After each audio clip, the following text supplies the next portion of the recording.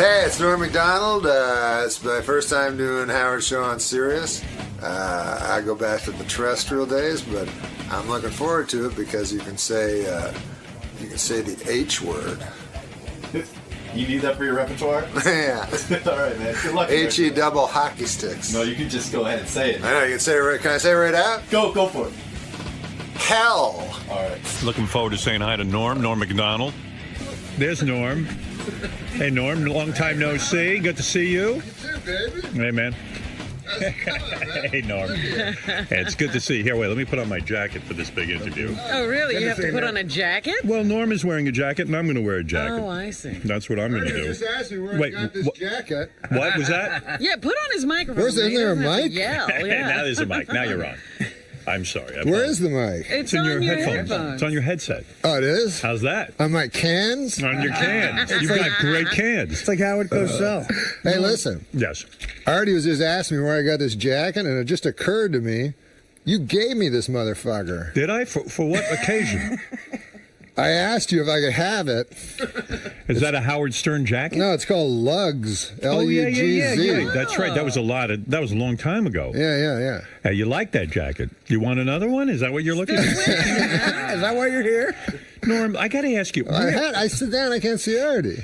Sit down. That's why he does that. Norm, where have you been? That's the main question everyone wants me to ask you. Are you still working? Yeah. No. He's in movie jail. I can't tell you how many conversations I've had. You know I'm a big fan. Yeah. And I can't tell you how many conversations I've had with various people, friends and things like that, who are fans as well. Uh-huh. And we go, like, whatever happened to Norm? Like, Norm just kind of like, you kind of went off. Yeah. After your divorce, maybe that's what triggered it or whatever. What? And you... He had a couple of TV shows. You knew where he was then. You had the Norm show. You had the movie you did with Artie. Yeah. Everything with Artie. Yeah. And but it was almost like you went off and became an actuary or something. Like What's that word? Yeah, did you change careers? What's an actuary? The guy who does the tables on life expectancy for the insurance companies. Yeah, I mean, you couldn't be more wrong. Did you retire or did you retire? Did you think of getting out of the business? When I was with the actuary business? No, really, what happened to you? Where have you What been? do you mean, really? You fucking brought up actuary. No, it's like you're hiding. And then you're acting like I brought it up. Why would you bring up a word no one knows what it is? Yeah, exactly. Why would you? Why'd you do that? You did that. Oh, I did that? You just said actuary. I did do that. I would never do that. I always I relate love to how the people. everything. No, but Norm, please don't bring up the word actuary. I want to know really what it Like what is Edward G. Robinson in Double Indemnity was an actuary. An actuary. Isn't that right, Artie? Listen to me, Absolutely. Norm. Artie's eating, please. Yeah, don't interrupt. And don't interrupt. This is his time to eat. Would you say that you did take a sort of a look at your career and just said, "Hey, I want to back off for a while and Are just you reinventing yourself? Yeah. What's going on, really? Me? Yeah. No, I'm doing what I always do. I do what I always You did. do I your just stand up, right? Yeah. But I mean, you stopped doing like Letterman. I didn't see you anywhere for a while. Well, if I'm in New York, You but would I'm do never it. in New York. So but where- I just do stand up, right? Right. And then sometimes they'll offer me stuff that I'm no good at, Right. and then I do that. Right. All right. So you're out there. You say you are doing. Then I your go thing. back to doing my stand up. You know, Gary told me he had a conversation with you in the green room. Yeah, we had a fucking good one. Let me see if I can recreate some of that because it sounded interesting to me. He said that you guys started a conversation about some of the guys you did Saturday Night Live with, Spade, Yeah, Sandler, yeah. Chris Rock, these kind of guys. Right. Are you still in touch with them? And you said, yeah, I'm friendly with them. Yeah. But you feel like you can't pick up the phone and call them. No, yeah. No, there's an interesting dynamic that happens when a guy becomes way more successful and powerful than you are. Right. Which is, I don't want to phone out. I love Sandler. I talk to him a lot, but I try to limit it because he gets bugged a lot, you know? He gets People want bothered things a lot. from him. Yeah, people want things from him, so I don't want anything from him. But when I'm talking to him, I feel like he might think I want something from him or something like that. Right. You're so aware of others' feelings. That Now you're killing him. What the hell are you doing? I know he's going to slam me when he says some shit like that. Norm, you just snotted all over yourself. I can fucking see that one coming. In other words, He's a motherfucker. In other words, you're so in tune. That's not what I'm saying. Yes. You're bragging, aren't you? Now, you're saying... Now, Norm, if there's one thing about Norm is he's very in touch with other people's feelings. Norm. I've never seen a reaction like that in here. Norm, what you're saying, you just vomited on yourself, and you blew snot out of your nose. Norm, There goes that mic. what I'm trying to say is, Yeah. you worry that you'll not be perceived the right way. In other words, you're concerned that you don't want to call up Sandler and say, hey, how you doing? Because he's going to think you want something from him. I have a very good friendship with Adam, so Right. I don't want to affect that friendship badly Right. by giving the what do they call it, like politicians, the perception of impropriety. Right. So As if I'm looking for something. So Fact is, I don't give a fuck if I'm ever in a movie ever. you don't care about the movies. You did your movie. When you got out of Saturday Night Live, you did the movie Dirty Work. That experience didn't turn you on at all. I love Dirty Work. You love doing that. I think that was a great fucking movie. Right. So you What do you think mean right? Why you say right? I thought you didn't like it. I never saw it. Well, what the fuck are you talking He about? saw Don Rickles. I'm saying that you love the experience. Why don't you do it again?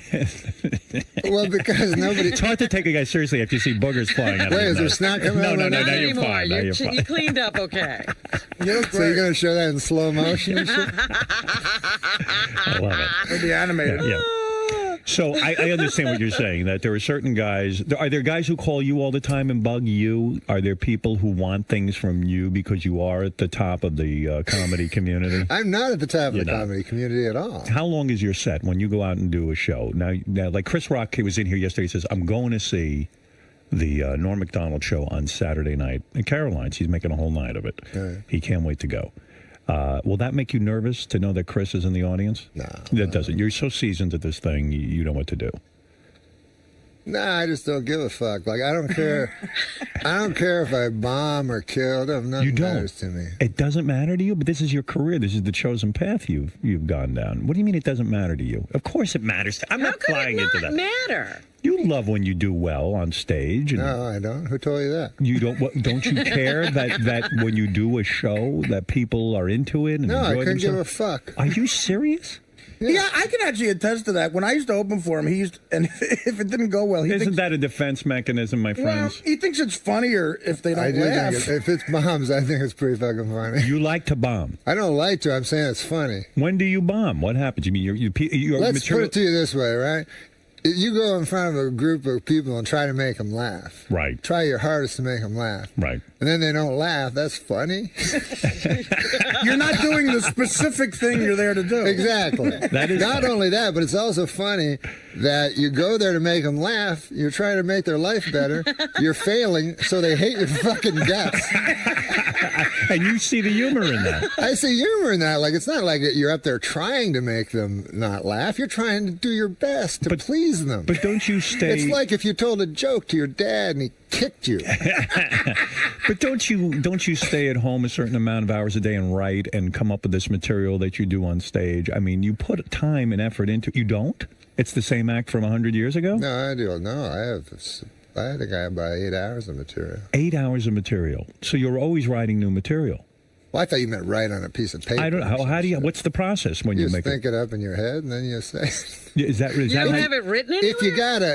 If you're afraid you're gonna forget it, you put it on a napkin. You put like Brezhnev or whatever. No, but let's say you have a great He joke. does a lot of Let's current say stuff. you're a big McCain guy, right? So, let's say you have a joke about I'm Obama. a big McCain guy. I heard you were supporting John McCain. Jesus, where the fuck do you get your information? Is that wrong? Steve Langford? Yes. where, are you not supporting John McCain? Are you an Obama guy? Is that what's going on? Well, I'm afraid of this Sarah Palin lady. You don't like her. No, sir. Why don't you like her? I would think you. Fundamentalist Christian. That scares the shit out of you. Yeah. Yet you're a pro-life guy. You're way into all that kind of stuff. When did he get to be pro-life? I know this about Norm. Yeah, whatever. Yeah.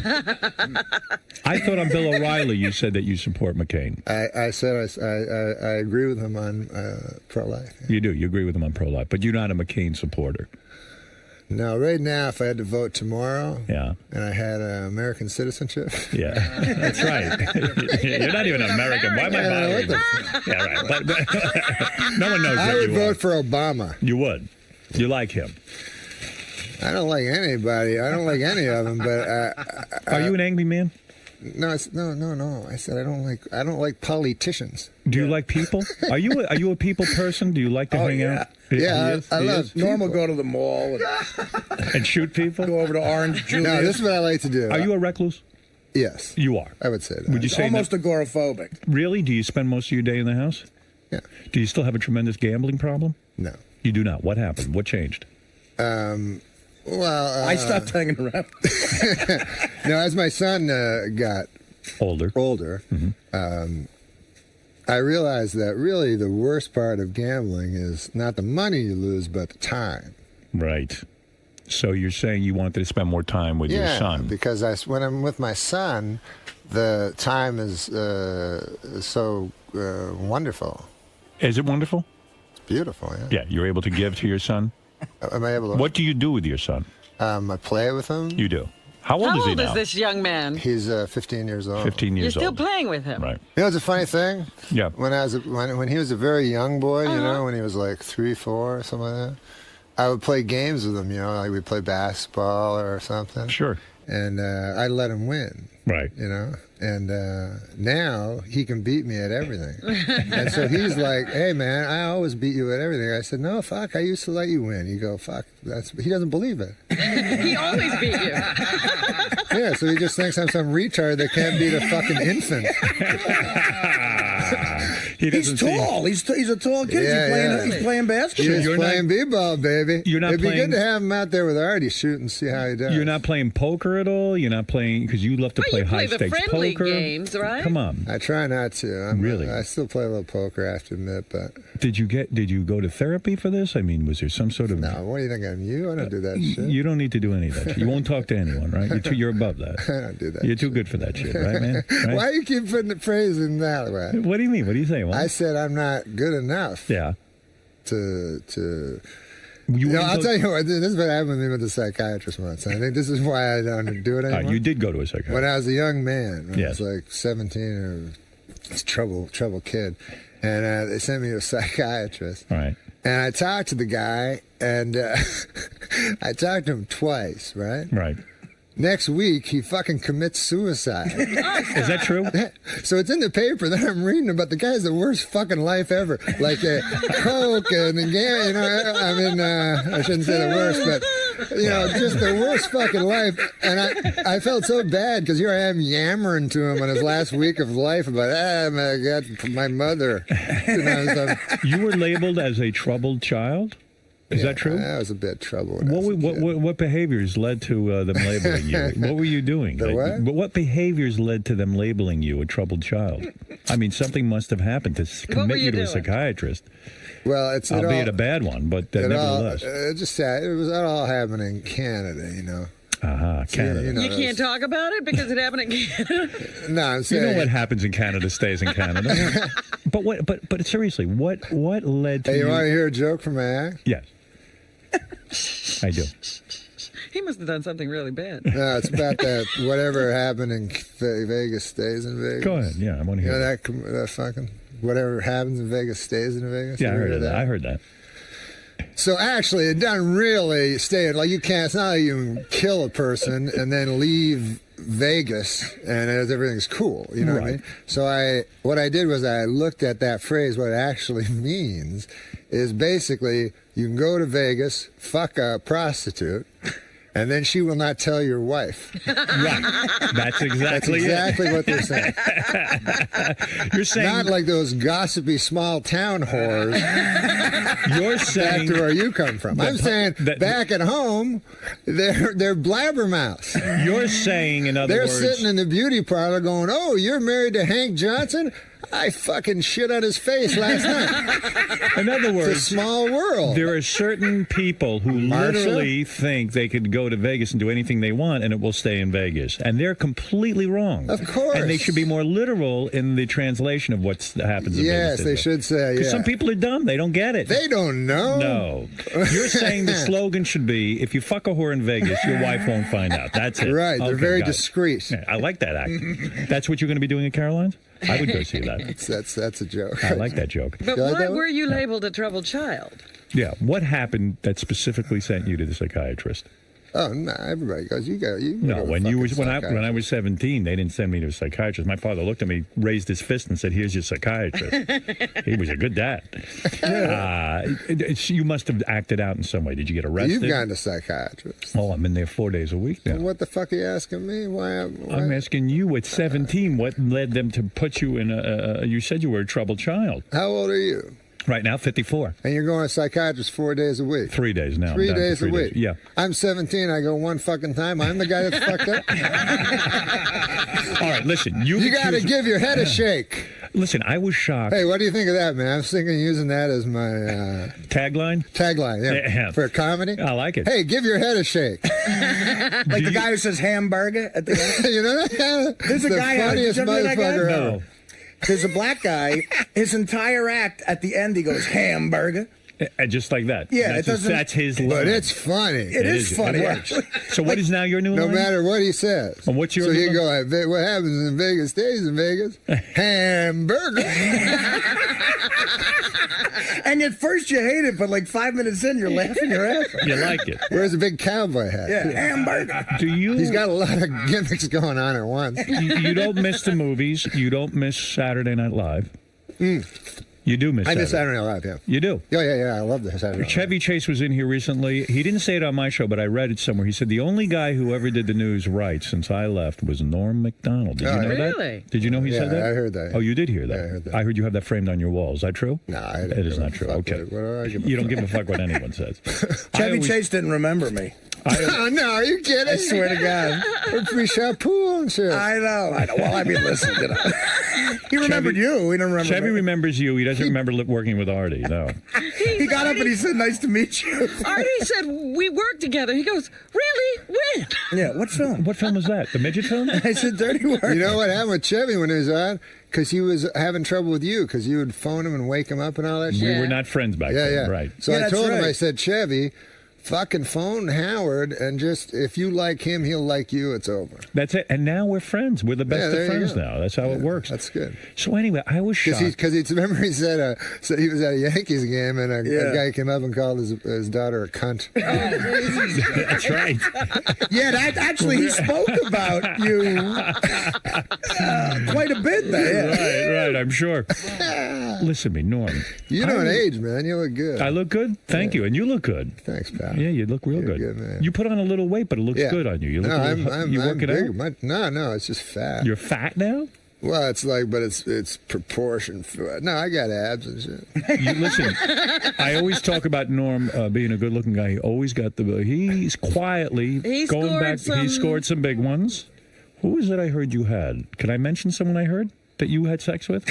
I don't know. I'll tell you the name. You can confirm, deny, or not even comment. Oh, somebody said you once had sex with the porn star, Savannah Sampson. Is that true or false? I never even heard of her. Never heard of her, so you never had her. I never heard of her, so I would like to think have so. sex with her. No, I've never had sex with a porn She's my star. favorite porn star. Yeah, but when you worry about... You would never. This is what I would worry about. Go ahead. Because I remember when Pamela Anderson was on Saturday Night Live, hey, man, you got to go for that and stuff. I wouldn't want to, after, Tommy Lee and who's the other dude? That's right. Kid Rock. Kid Tommy Lee. Rock. Yeah, right. I don't want to pull out my measly cock, What the fuck am I? What, am I crazy? I'm not stupid. But you also worry about diseases and things like that, right? I mean, you're pretty careful. You wear rubber when you're with the women, or do you go wild and just say, fuck it, I'm gonna have sex without a rubber? Do you ever, what do you do? When I'm making love Do you to ever a yell out lady. hamburger? Yeah, after he comes, he says hamburger. Hamburger.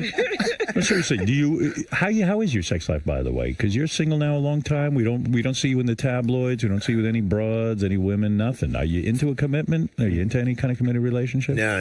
Nothing. Those days are over. Mostly I just whack off. You whack off mostly? Almost only, yeah. You don't go out on dates? No, I much Wow. prefer whacking off. See, I always thought you'd be the kind of guy because you like to be home. You're a recluse. He'd get a wife or something. Not a huh? wife, maybe a tight girlfriend. Someone. The who, whacking off's better. Yeah, you really feel that way. Yeah, because my imagination's better than any fucking reality. Are you being serious with me? Are I'm you being really, dead serious, When's yeah. the last time you had a girlfriend? I don't think I've ever had a girlfriend. I had a wife. I guess she was my girlfriend before I married. Right, and after the wife, you That kind of... was it? That was it. You realized I'm a different guy than I thought I was. I'm really a loner. Yeah. You're a loner. Yeah. Do you get lonely? No. I was shocked that you went on Adam's show, Adam Carolla, and you said, Howard, more or less, it seemed like you kind of said that I'm responsible for Artie's heroin abuse. He almost said you're killing Artie. Yeah, and you said that... What did you say again? Wait, stop. I thought you were on Adam's show. I could play the tape, but I don't need to unless you want to refresh your memory. They played me the tape. You kind of said Howard is the cause, and that I even... Oh, on Adam Carolla's show. You said I was the I was talking about Artie. I brought up Artie. Yeah, you brought up Artie. I didn't. He did. He did. Out of the blue. But I somehow got slammed, and you said, I was shocked to hear this, that you felt that I was somehow enabling, and you even said that I killed Hank the Angry Dwarf, where I was saying to Doug Goodstein, why don't you come in and talk about how many times we had him committed? You know what? You're right. You're right. I did say that. Yeah. And I apologize for that, because that's not true. That's a terrible thing I said. I felt horrible that you would say that about me. No, I do remember saying... Were you joking or what? No, I wasn't joking. But you believed it at the time. No, the Hank the Angry Dwarf thing, I don't believe. I don't know. I don't know why I said that. That was wrong of me, because first of all, I didn't know shit. Right. About what I was talking about, anyways. Right. But no, the Artie thing. Explain it to me, because if there's something I could be doing, I want to know what I can do. Maybe you got information. I'm not Dr. Drew. I don't know. But you seem to know that day. Yeah, you were very full of yourself. Well, sometimes you're on the fucking radio and you say stuff. You guys know I'm sitting here. No, but I take this. Artie, pretend you're not here for a minute. Eat something. All right. I love It's funny Artie. you think it's your problem, not Artie's problem. Well, this is what you said. No. Because I really want an explanation of this. It was very hurtful. And it even got me thinking. I said, Norm's a bright guy. I like you. And I said, gee, if Norm thinks that of me, I have to really sit down and examine myself. And I even went to my psychiatrist. I talked about it. I said, gee, Norm said these horrible things about me. Did you talk to your psychiatrist? I did. Wait a minute. You said Norm? Norm. And he goes, who the fuck is Norm? That guy, I haven't seen him since Dirty Work. Norm. Who's he? I took 3 sessions up on Norm. What do you mean about Artie? All right, you apologize about Hank. And really, Hank, we tried so desperately to get this guy in hospitals. Don't drink. No, I believe you. We really were. I honestly Do you remember that appearance? But do you remember? Do you remember that? Yeah, so I felt bad after I heard that, because I do love Artie, and I would do anything to see Artie stop the negative behavior. I've talked to Artie privately about it. I mean, I don't want to be some guy who jams it down his throat and all that kind of stuff. But you seem to feel that I'm enabling or encouraging the behavior, and I'm not. I don't remember hearing. I said the Stern Show. Yes. You feel it's Robin who's doing most of it. No, but I'm saying that the show is a creation. Yes. That's very real. That's very. It's at its most interesting when the guest is at his most honest. Yes, so that's true. Artie is probably as honest as you're going to find. Yes, he's terrific. And as provocative as you're going to find. Yes. Right? Yes. So then there at 4, that makes the show hugely entertaining. That is true. And isn't that what you're going for? Well, I'm always into honesty, but I mean... But how is that enabling him or encouraging him to do destructive things? Well, I don't know. For instance, let me ask you this. I don't think you know either. Let me ask you I don't think anyone knows. No. I just, Let me ask you this. I put it out there, and but everyone blames me. No, I'm not blaming, but I'm saying when Artie threw the thing at Teddy and shit, right? Right. Then you didn't play it again for the rest of the day. That's right. I didn't. Why didn't you play it? I didn't play it because Artie was so distraught and the emotions were so real that I felt that Artie was in a state that I didn't even know. We hadn't even talked afterwards. He left. And I felt that by replaying it, Artie could... you have to put it in perspective. I had no idea what was going on. I didn't know if Artie was going to go put a bullet in his own head because he was so upset that he did that. And I felt by replaying by the way, it... Teddy has apologized. Then when you put it on demand and promo the hell out of it... Because I spoke to Artie and we talked over the weekend, and Artie was going to leave the show. And some private things happened between myself and Artie, and which we have never gone into on the air. It's off the air private stuff. And I felt, in all seriousness, and Artie felt, we made the decision together that we could go on. Artie wanted the audience to see that, but Artie has changed his behavior a lot and has really thought that whole experience through. So in all seriousness, hamburger. In all seriousness, I... Honestly, Teddy has apologized for forcing me to do that. Yeah. we determined, Artie and I determined it was Teddy's fault somehow. So it was okay to screen. Yeah. No, so you're in a conflicted place where you... I love Artie. Yes. And I know, believe me, I listen to the show and I know that you guys love each other. Yes, I can see it. So. I don't know if he loves me. He told me I'm not his bro, but I love him. I apologize like Norm apologized for him. So what are we really saying now? Well, listen, Chris, because every guest has to comment on this. I think that Norm has disavowed everything he said on Adam Carolla. Yeah. No, I disavowed the thing about Hank the Angry Dwarf. But you backtracked and you now say, no, I don't think you're at fault. What about Adam Carolla? I never said Artie? that. I think he was saying that. Exactly what I'm saying. It's hard to, like, I put all that out there, and now it's such part of the fabric of the show. It's hard for me to get off that roller coaster. Like, you're not asking me to do it. Interesting. You're not asking me to do it. No. But I feel like it becomes entertaining, and I feel like it's necessary, not from any orders, but just that, it feeds itself. Listen, I hired Artie on our show. You're the reason Artie's here. You're the reason we know this stuff about Artie. And when Artie was hired on the show, Artie wasn't doing any of this shit. Okay. I hired him because he's a funny guy. He's hilarious. He can talk about this. And his introduction to Artie, Norm pushed him forward because he didn't want to talk about Elle McPherson and said, does cocaine. Right, yeah. I didn't say he did cocaine. Yeah. I didn't say he did cocaine at the time. This was a thing in the past. But if Artie had been backstage on coke, I would have brought him out and go, hey, look, Artie's on coke. It happened 2 weeks before. So in other words, after this 10 minutes has gone by of this discussion about Artie, no one knows anything, right? We don't know what to do. You don't know what to do. No one has any. Well, I guess no one really knows what to do. No. I mean, but I don't know. I said things probably emotionally, and well, you I was worried very emotional at this fucking roast that I had to do. Oh yeah, because Artie, I thought he was dead. I didn't fucking know. I thought they were telling us. I thought they wanted to do their roast so bad that they weren't going to tell us a guy was dead. Which is what I thought. It's just believable. Yeah. Well, you know what? The show does have to go on, Norm. You know that. That's not what I've heard. Yeah. I felt bad. I've heard the show doesn't necessarily have to go on. That's in Canada. That's why show business in Canada is going nowhere. The show doesn't go on over there. Everything upsets them. So I think me and Saget were talking a lot, and we got very depressed that night after the roast. I see. Okay. And we talked about Artie a lot, and and then I never expected Adam to bring that up. I should have phoned you guys. I should have phoned Artie. You shouldn't fucking say things about... No, I just was concerned that you thought that of me. Norm Macdonald has agreed to go to Caroline's on Broadway in Manhattan tonight through Saturday. Yeah. This is you're upset about the Carolines? Huh? You like going to Caroline's, or you're upset about it? You don't even really want to go to Caroline's, do you? You're not that thrilled. No, what are you fucking talking about? Is it good money? This is what happened. No, go ahead. I took the red eye last night. Yes.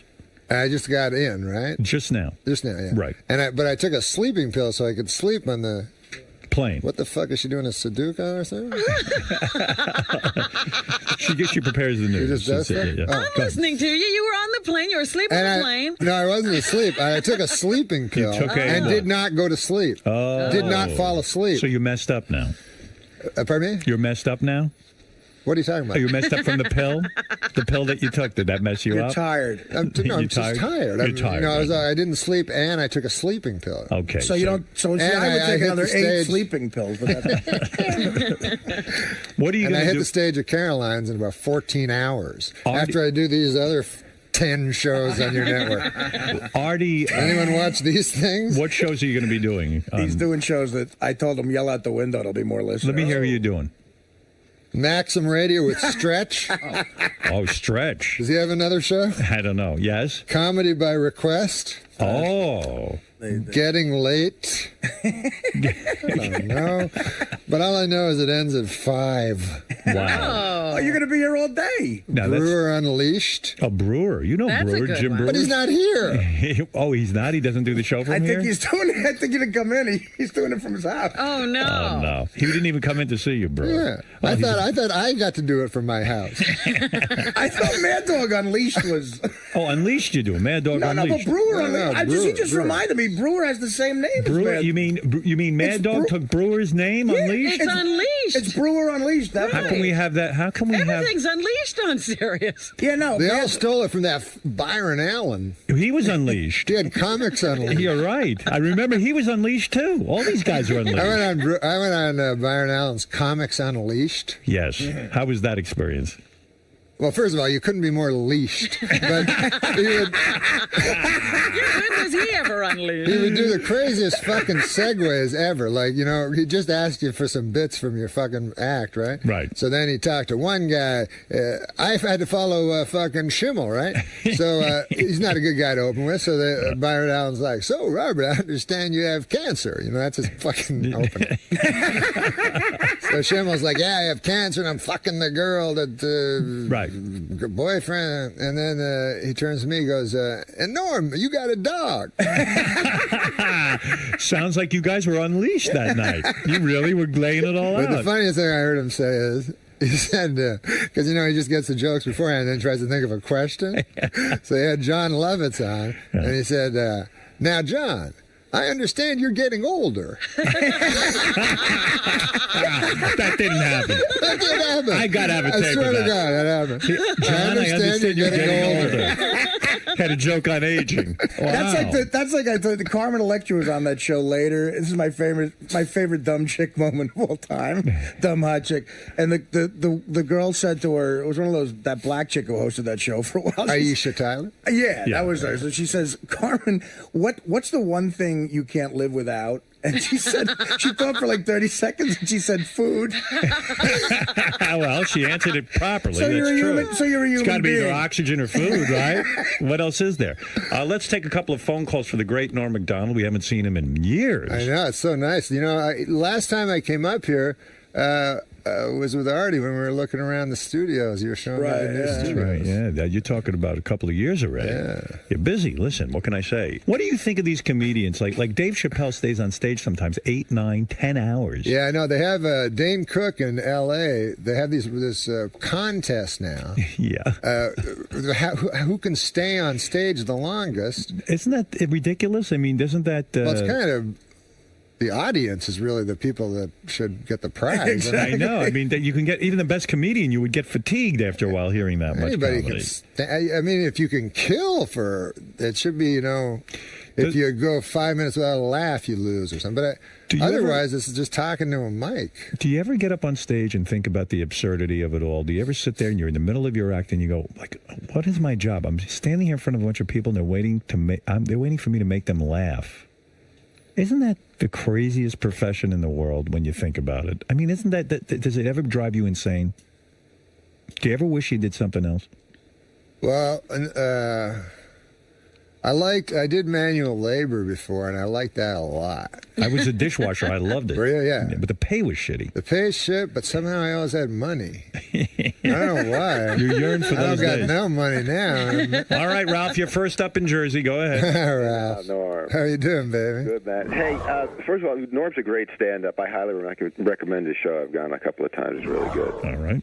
And I'm not going to repeat anything that Norm and we've talked off the air about Artie, and I don't think you're being 100% honest there, Norm. I think you know that there's some things you said. I don't think that you're saying that Howard's responsible for Artie's behavior, but the show just encourages it. Yeah, well, that's what he just said. And there's no, and then there's no consequences, and that's where I think so. Like Artie falls asleep. What job could you fall asleep at? Well, Ralph brings up a good point, because every guest has to talk about this now, I think. Chris Rock said that, you know, Howard should fire me. That's what he said. You know, because if I didn't have money, I wouldn't be able to Well, if you weren't so funny, you would be fired. Well, I mean, that's the bottom Do you line. recommend that I fire Artie? but Get away with it because you're so funny. But if Chris Rock said that, he's incorrect. That's not the right move. If fire your friend. there is a job that you can fall asleep at. Sure. Because Artie falls asleep. That's right. Guy's sitting right there. Let's go to Debbie. Debbie needs to speak to you, Norm. Go ahead, Hey, Norm. Hi, Debbie. I was wondering what you think about Artie always complaining about the movie Dirty Work, because I think it's hilarious. And in his DVD, he gives people money back for if they paid for it. Yeah, no, that's funny. No, it's funny because Dirty Work is a movie that's just how can I put it? It's just bad. It's hilarious. I know it is a funny movie. I can't apologize for it. Chevy Chase was in it, and he said that unfortunately he was disappointed because it was really like an R-rated script, and then the studios got a hold of it and cut out a lot of funny stuff. The studios. Why does Artie apologize for it? Yeah, well, No, I mean, I look, I love the movie too, but it's a movie that's fun to make. Listen, the kid at my shows, they have 50 DVDs, and they asked me to sign it on stage, so I thought of a joke for it. did the movie make any money? No, It did not make any money. But the funny thing was, Chevy was right because I remember the fucking. There was that guy Greg. Remember? There was a guy from MGM, you know. So the movie was pretty fucking dirty, I thought, and they kept going, "Nah, this is a PG movie," you know. And we're like, "Really? Like, it seems like an R movie. You know? We're saying a lot of dirty stuff in here, and we're doing dirty things." And no, man, that's fine. So we didn't do any retakes or anything, like a clean version, you know. Right. Then they gave it to the MPAA for notes. And they gave the script back with no notes. Usually they make little notes. Sure. They said, "What are you fucking guys crazy?" You know. They didn't even fucking dignify with a single note because the whole thing was so dirty. Was so obviously an R movie. Wow. So then we didn't have any fucking backups. We had to cut scenes. We had to do retarded looping. That looked like nothing. I would like to see the original version. You know, Artie does that joke. He says, "If anyone didn't like Dirty Work, I'll return your money." You know, he's already returned $90 million. The guy's bankrupt.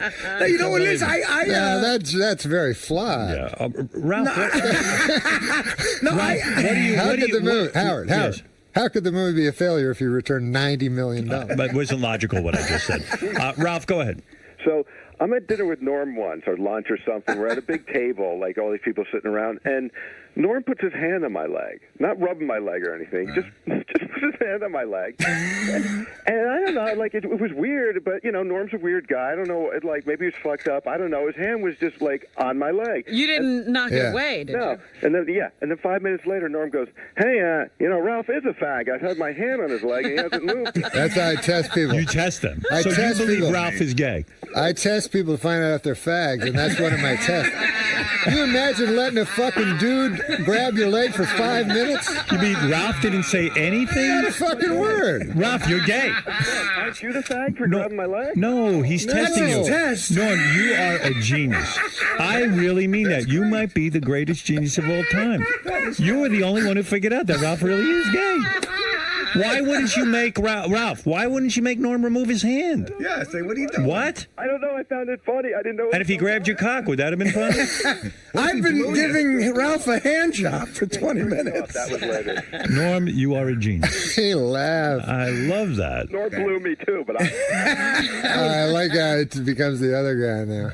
Let's go to thank you, Ralph. That's why I test if guys are fat. All right.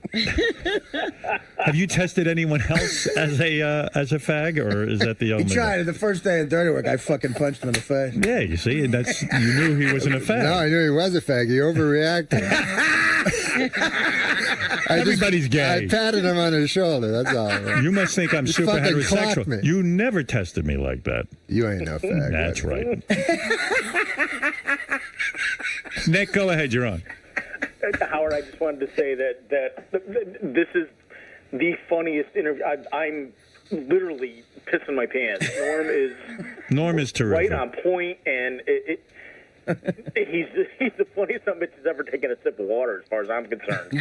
Well, then you'll want to go see him at Caroline's on Broadway. Absolutely. You better get over there. So what's the plan? I'm going to scampering right down there. He has all these old-timey expressions. I'll be scampering right down there. Why, that some bitch is the funniest thing since a glass of water. You're a real piece of shit. You're so funny. That's Norm Macdonald. He's the richest man in town. Yeah. Me and Norm used to talk about. Norm he used to say, like, after 2 years. Off with a hunting knife there, buddy. Yeah, well. After 2 years of the Norm show, he was like, fuck, I got enough money, like, fuck being the richest guy in L.A. I got enough money to be the richest guy in, like, Spokane, Washington. And it's just like... Because you go on the road, and the guy would drive you to the club. You'd be in some little town somewhere, right. And then the guy would be driving you past, and then you'd see this fucking huge palace with 8 cars, and they go, that's Roy Johnson's house, richest man in town. Why, that house costs over $100,000. Wow. So the plan was, I got so much money from my sitcom. Yeah, I'll just be the richest guy in this little place. And, that's Norm Macdonald lives there. Do you miss? Why, he fucked my daughter.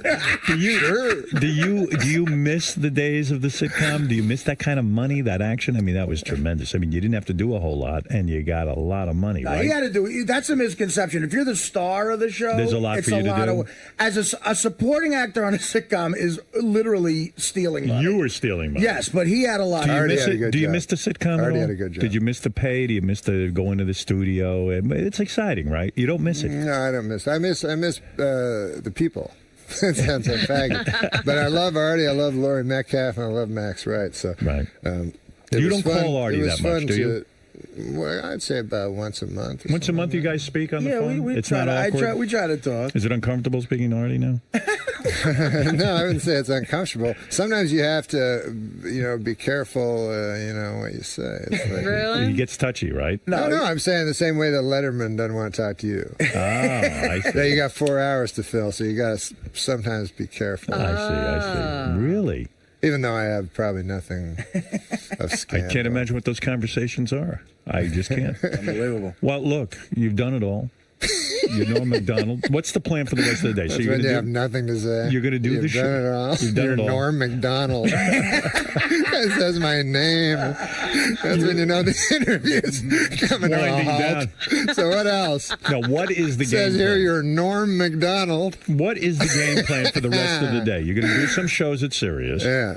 After you're done with those shows, people in those seats. you're going to take a nap.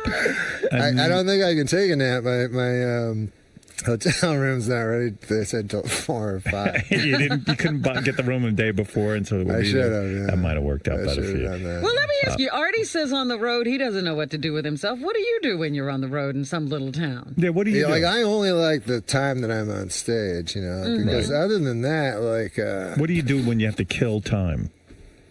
Do you play chess? Other than being a fucking other than the hour you're on stage, you're basically a fucking drifter. Yeah, that's true. So most of the time you're trying to find food, and these fucking towns think they're interesting, and so you go. This is what they find the most interesting. You go, hey, what is there to do in your fucking shit town? So then they go, you got to see the Galleria. Yeah. You're like, hey, I'm from L.A. Yeah, I've seen that. I've seen Galleria. A guy in Houston. Last year, a guy shot everyone at the Galleria. A guy in Houston told me that once. He said, first of all, it's a 400-pound guy. It was May in Houston. Like, the sweat was dripping off me.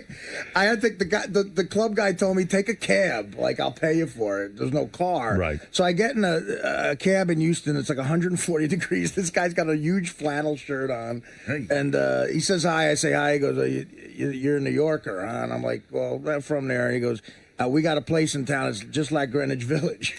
And I said, really? And he says, yeah, but there's no fags. And I said, well, what is it? He goes, and he said, it's the Galleria. And I went, it was a mall. With a hockey rink. It had a hockey rink. But there were no Nice. fags. Yeah, He was no, right. Yeah.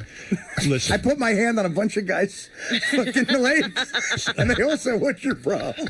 so you really have the same problem Artie does, in the sense that you have to kill a lot of time in your career. Well, and can it we- can Yeah, get there's boring. crazy boredom. But you Crazy never got into fucking boredom. heroin or crack or any of this stuff that Artie does to kill time. I know. To kill time. Yeah. Kill Is me. that the point? Yeah, just to kill some time? You know, it's funny. Well, that's what he's doing. He hates it. He Me kills and time. Wait a minute. I don't think he's doing it to kill time. You're not a drug guy, though, are you? Well, in a way, everything. You know, one time when I had the gambling fucking thing, Right. I went to a psychiatrist, and he said, "You're doing it to like avoid life." Right. So I was like, isn't that why you do every fucking thing there is? You know what I mean? Like, that's why you go to work and you get. In a sense, that is whacked life. up. Right. Me and Norm, yeah. me and Life Norm, is avoiding. Was gambling your thing? Like, in other words, it took your mind off of all your issues and all that kind of stuff. It was your Yeah, it was it's a that. complete escape, but then the thing that you do to escape your problem becomes the fucking problem. I always worried about you because I always had a feeling you were always losing too. Like you weren't very good at gambling, but you would constantly You bet on know the wrong Gabe teams. Kaplan? Yeah, you know Gabe Kaplan. No. You know, like well, you can't win if you gamble. poker. Not even you can't win that. You can win poker if you want to. But Yeah, but you never win. no, I don't think you. I don't.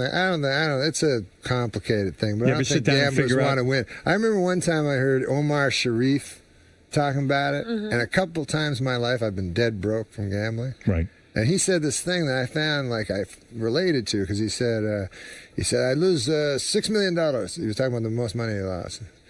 I don't know. That's how he And God talked. only knows how he got $6 million. Yeah, he got By the way, that. dead on impression. I know it's good, right? Excellent, Omar Sharif. Yes, Look forward to Caroline. but he was a big gambler, big bridge player. Yeah, yes. exactly. Yes. So he says, one time I lose $6 million. He goes, I go across the street to a coffee shop and I get the coffee. I have $1 left. I get the coffee. He goes, I feel clean. And you I understand what he means. What does that mean? Means when you lose everything, you're alive. In other words, you don't feel alive unless there's some great tragedy or No, it's something not big. a tragedy to have nothing. I Right. mean, don't you feel like sometimes when you're building a house, you're just walling yourself into a mausoleum? Right. Well, if you don't have that house, You're free. you're free. You're free. Now, Of let's, course, you'll freeze What is to the death. most? Do you ever sit down and figure out how much money you lost? No. Do you know what your biggest loss was? No, I don't give a fuck about money. You do too. You know I what know. your Well, biggest you know loss what? was. No, I Don't care should we enough tell the about- story about my guy I hooked you up with? It's a long time ago. It's a long time ago What's now. this one? Fran? No, shut. Hit the button. Oh, we can't say who it I is. hit the name, button. no, I hit just the no button. name, I hit just the no button. name. All right.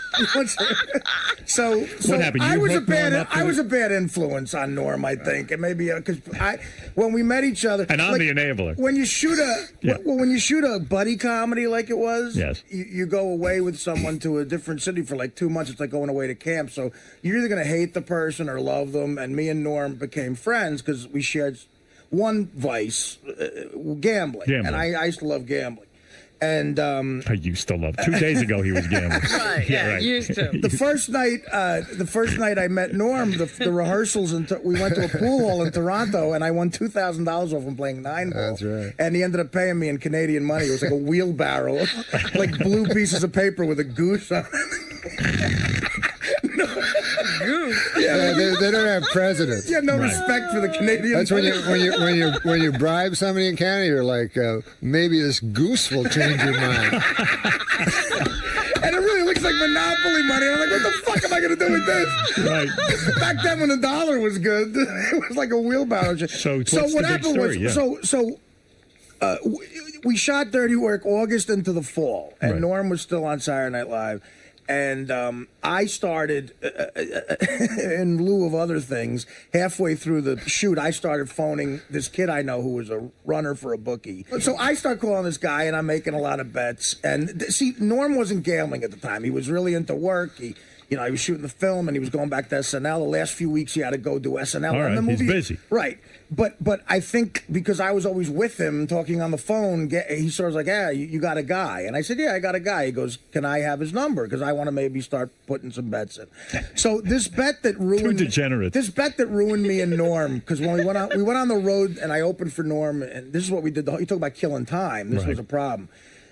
We got introduced to this thing called a lightning bet. Now, what a lightning bet is, say you know what the under-over is in a basketball game, the total amount of points the two teams score. So say it's 180. Okay. Right? If you lightning $1,000 on the over, when they hit 180, every fucking point they score after that, you win $1,000. I like that. So it's like sick. Nice. That's like, free money. It's sick. Every layup is $2,000. So like if it's at 180 when they go into overtime, every single basket's $2,000. It's insanity. But every point it's under 180, you lose 1,100 because of the vig. Right. Okay, so it's craziness. Right. It really is like that's a dangerous bet. Right. It's a dangerous bet. It's a high stakes bet. But it's the most exciting. Not for me, because I couldn't lose. Right. Well, it was. You're a winner, right? It was the most exciting type of gambling I've ever been happened? about. So Norm, a couple of weeks in a row, wins like $100,000. Oh my God! I mean, because we were. You're proud of that, You know, right? we were doing. I was on a hot streak. He was, and you know what we were doing? We were betting on. It was the '98 NBA Finals, and we were betting on the Bulls and the Utah Jazz. Right. Lowest. So so Norm like 3 weeks in a row wins wins $100,000. Wow. And you couldn't stop there, Norm, right? You couldn't say, I got a couple of hundred. The guy. I'm done. Well, here's what happened. He gave it all. I can buy the biggest house in Albuquerque and be that guy. Here's what happened. He gave it all back, and then he was even again. Now Norm loses 3 weeks in a row. Oh, my God. About the same amount of money. And Norm, being a good man, pays the guy off. Now, a couple of those weeks, I would win like $8,000, and we'd pick up the money from Norm. There'd be a shopping bag of hundreds. Like the kid I was going in with, the runner for the bookies, a kid I go up with, you know, I was like, he's like, I don't want to go into New York by myself. It's a lot of money. So we would go in and he'd get the shopping bag of $100,000 from Norm. Jeez. And we would drive to this like factory in Jersey and he'd peel off my $8,000 that I wanted. Didn't even make a dent in the fucking How do you know shit. Norm wants this on the air? We were told, well, he knows what I was He going to likes say. it. He knows what This is a long time ago, man. He's a right. different guy. Yeah. So... No, he's not. Well, but listen to what happened, and this is why I don't talk to this kid anymore. Right. So Norm, being an honorable guy, pays off every week. Right. So now here comes the last game of the Utah Jazz versus the Bulls. Norm lightnings $1,000 on the over. Okay. On the under. That's right. No, I went over. You went under. It was the no. I bet the over. You bet the under because it was you won. It was the lowest scoring. Lowest scoring. And you had won. the under. The over. So it was the lowest scoring game. Right, but you had the under. And you won. won. The under. You no, won. he had the over because it was the lowest scoring game. Oh, I'm sorry. That's right. Well, I'm trying to figure. Right. Okay. Exactly.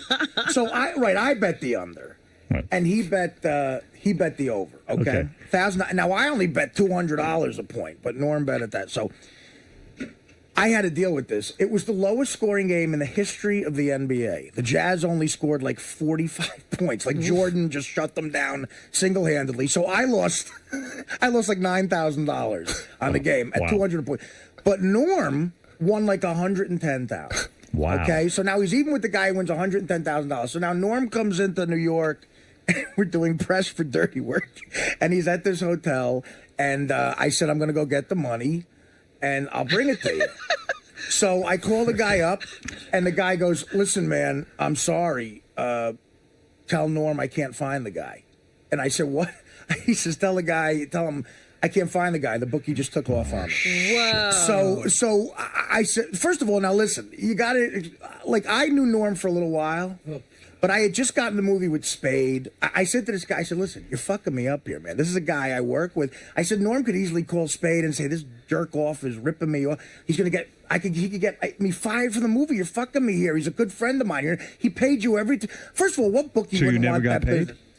Wow. I had to go to the hotel. I had lost the $9,000 I lost, I gave to Norm. That's true. And I said, because I said, I'm not going to give it to him. So I kept begging the kid, and he kept sticking. Like, obviously, Norm thinks, and I think, he was the bookie. Right. We both think that, but yet we're not saying his name. Right. We're protecting him. And but you see, so he can continue. Norm, we don't want to So hurt in him. other words, when you gave, so now that I hear this story, it's good you gave up gambling because really it is because you can't teach your son these things. My son's a good kid. Right. My son's a good boy. He's a good boy. But also, Artie keeps gambling with people he can't get paid for. I know. Artie was up $70,000 and couldn't get it. Did you hear that? Same deal. Yeah, same deal. Not the same guy. Different guy, same story. I won $78,000 on the NFL playoffs, and the guy gave me 18. But you know, again, it's like, and you can't go to the police. They're not interested. Right. There was nothing one to guy. I do. remember with this guy, they go, "Why don't you break his legs?" I'm like, "What the fuck? Why don't you kill him?" I'm like, "Yeah, that'd be a good thing." Well, I tried to kill a man, and you'll go to jail. I go to jail. You've never killed anyone, have you? What? No, you've never killed anyone. Listen, Norm, I tried to tell. I said, listen, if Norm was an asshole, he could have said, look, obviously you're in on it with this guy. I never want to talk to you again. But right. he believed me. Of course. Who wouldn't believe you? But what did Bernie Brillstein say to you that time? I was trying to, when you won the money playing craps, what did Bernie say to you? Bernie, yeah, he just passed away. He was a great guy. Did you go to the funeral? Yeah. A lot of celebrities? I didn't go. You didn't go? You didn't go? No. You are a recluse. I was actually kind of sad. Well, that's why you go. Yeah. I know, but I knew people would be making jokes and stuff like that. What did he say? He said, yeah, I won this money at craps back when I was married, and I didn't know what to do. I never won money before. And I said, "Hey, Bernie, man, I got all this money. I just won at craps." You know, he goes, "First of all, don't tell your fucking wife." That's the first thing. Then you get a safety deposit box at the Mirage, but only put $10,000 in that one. You had a big long explanation, like it had happened to him like 50 times. Isn't it great when you ask someone what to do and they know? It's just amazing. Sam Simon, quickly, yes, because Norm is on a schedule. He has to get over to the gay channel or something. He's going to describe how to find out if someone's gay. Sam, go ahead. Hey, the funniest thing that I think ever happened to Norm, and now that he's revealed that he's a degenerate gambler, is he moved into a new building. Oh, Christ, yeah. What? Howard already likes it. So anyway, so he moved into a new building. In the meantime, there are casinos in L.A. now that are in warehouses and condos, and they have high-stakes poker game and sports betting and dealers and security and bars and food and everything. They're just like regular Vegas casinos and card rooms, except they're just private. And for some reason, they're just sprouting up all over the place. So I get invited to one, and Norm has told me the address of his building or the street that it's on, his new building that he just moved into. And I'm looking around for this place, and I say, I think this is Norm's building. So I go inside. I go in. I stay. I play poker all night. Whatever. And they have girls and bars and everything. And I go home and I look up, and I had called Norm. Now go ahead. No, yeah, it's right next door. Anyway, but you live next door to this place? I live next door to a casino. Now, let me ask you something. It's the worst luck when of all you live time. next door to a casino, so that's terrible for you. He just found it, forget how bad it would be if you moved into a new building and there's a casino. Right inside. This is Norm. It's 25 feet from his front door. They must have wiped you out, Next door neighbor. No, I haven't gotten in yet. You don't worry about money? Like, you don't worry that you could lose it all? Of course I do. I would hope so. I would think so. Do you have investments and things? Yeah. Yeah, okay. No, I don't have investments. You don't have any investments? No. It's all in a mattress somewhere. It's on a shopping bag. I put in a bank or whatever. With Canadian money. You trust these banks? But I went to that casino because the guy called me in, Sam. Yeah. And Levon. Yeah, Levon. All right, hey Sam, I gotta go. Okay, thanks. All right, Sam. When you get together, guys, I was gonna say, when you get together and you tell stories about losing and gambling, all of Sam's stories about a bad experience in gambling is he won so much he can't carry his chips. The great Norm Macdonald, and go see him. Norm Macdonald, the richest man in town. Go see him. In most towns. In most towns. That man owns a Lincoln. Lincoln Continental. Guy's got a coupe de ville. Great seeing you, Norm. Don't stay away so many years next time. No, absolutely not. All right, the great Norm Macdonald. We'll be back right after this. Norm. Yes, sir. Lightning bets. Lightning. You've piqued my interest. I've never heard of that before. You don't want to do that shit. It's a gambler's heroin. It is. It is like crack because from the beginning of the game, right, your heart's racing. Like if you have the over, you start the game down 180,000. Norm, thanks for coming down today, man. Thanks, man. Respect.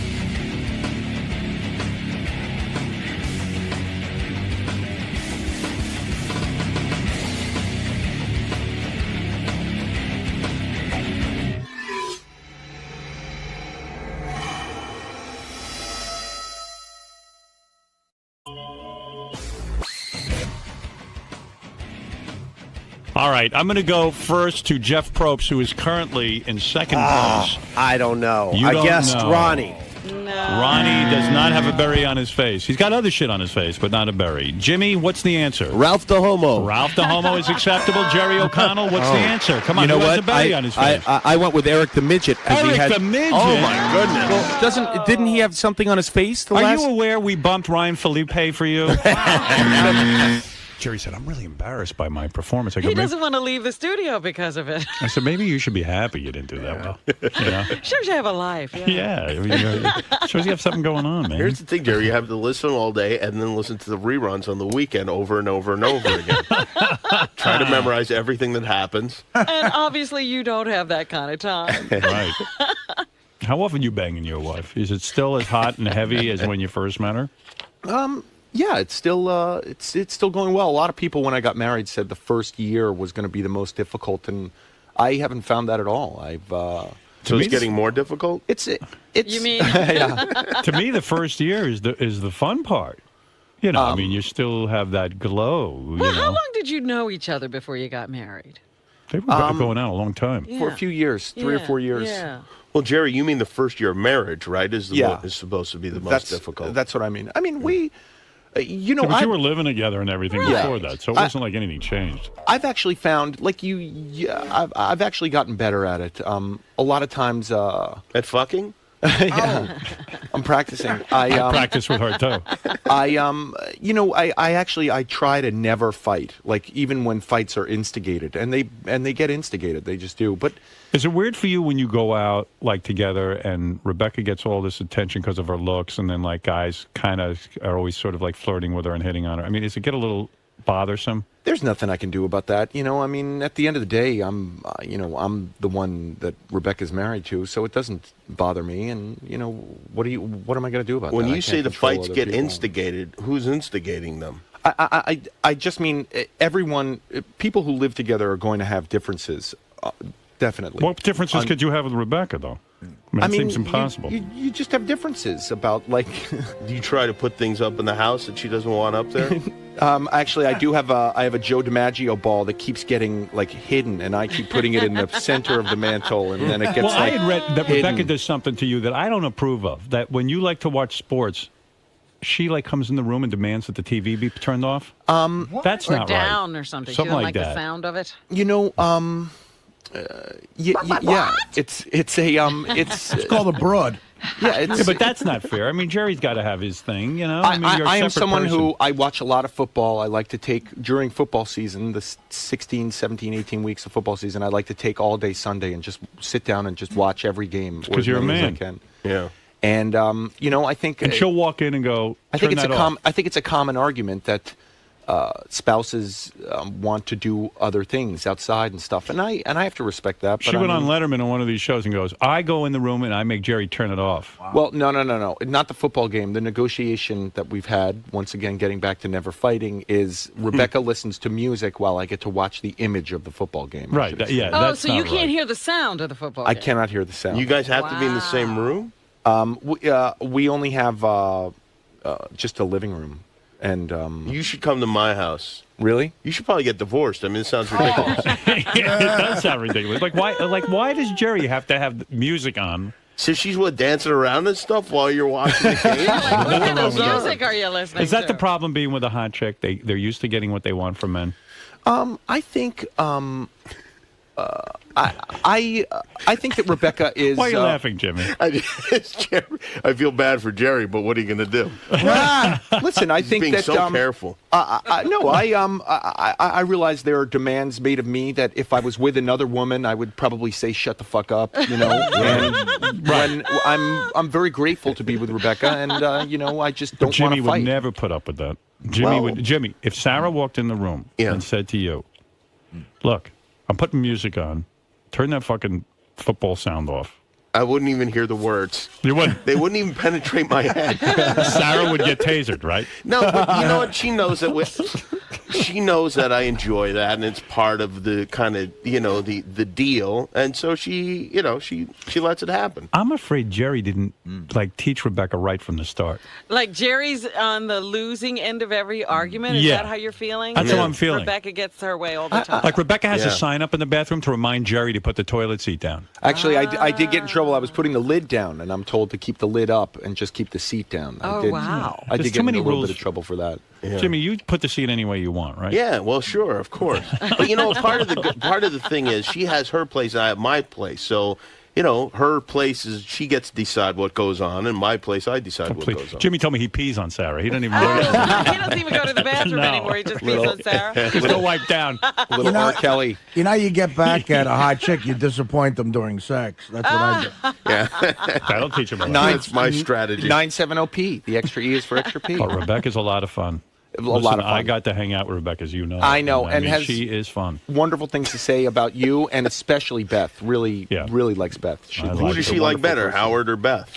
I think she likes them differently. You know, I mean, that's a terrible question. She likes me better. I know that. Jimmy's just trying to. I don't think that's true necessarily. You're a troublemaker. I think Rebecca thinks Beth is a really special person. I think Rebecca thinks you're. But Rebecca, if push came to shove, Rebecca would rather spend the day with me than with Beth. I'm not so sure about that. Oh, I know it. Okay. Yeah, but I'm sure Rebecca paints it differently with Jerry than you know. Right. He Otherwise. doesn't want to make Jerry. Rebecca, jealous. who would you rather spend the day with, Jerry, Beth, or Howard? Beth. Of course. Well, then that makes sense. You're a guy. Well, I'm extra special to the whole world. Beth is special, but I'm extra special. You know, I'm halibut. Do you know? There's some things I would like to bring up from our vacation together, but I don't know if it's cool to bring them up.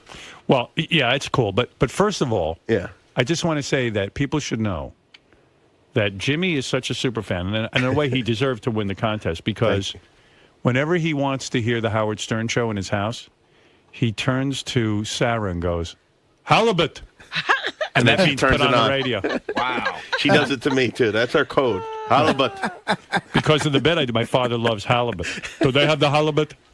The halibut? Halibut. My father, you turn him on to something if he likes it. Now he thinks there's no other fish in the world. Do they have the halibut? That's my old man says. And I go, Dad, I don't know if they have the halibut. And when did it become the halibut? But I think you always know if they have the halibut because you have to check ahead. But you know what? He likes every fish. It doesn't matter, but he thinks he likes halibut because he had it once and he liked it. Probably does like it.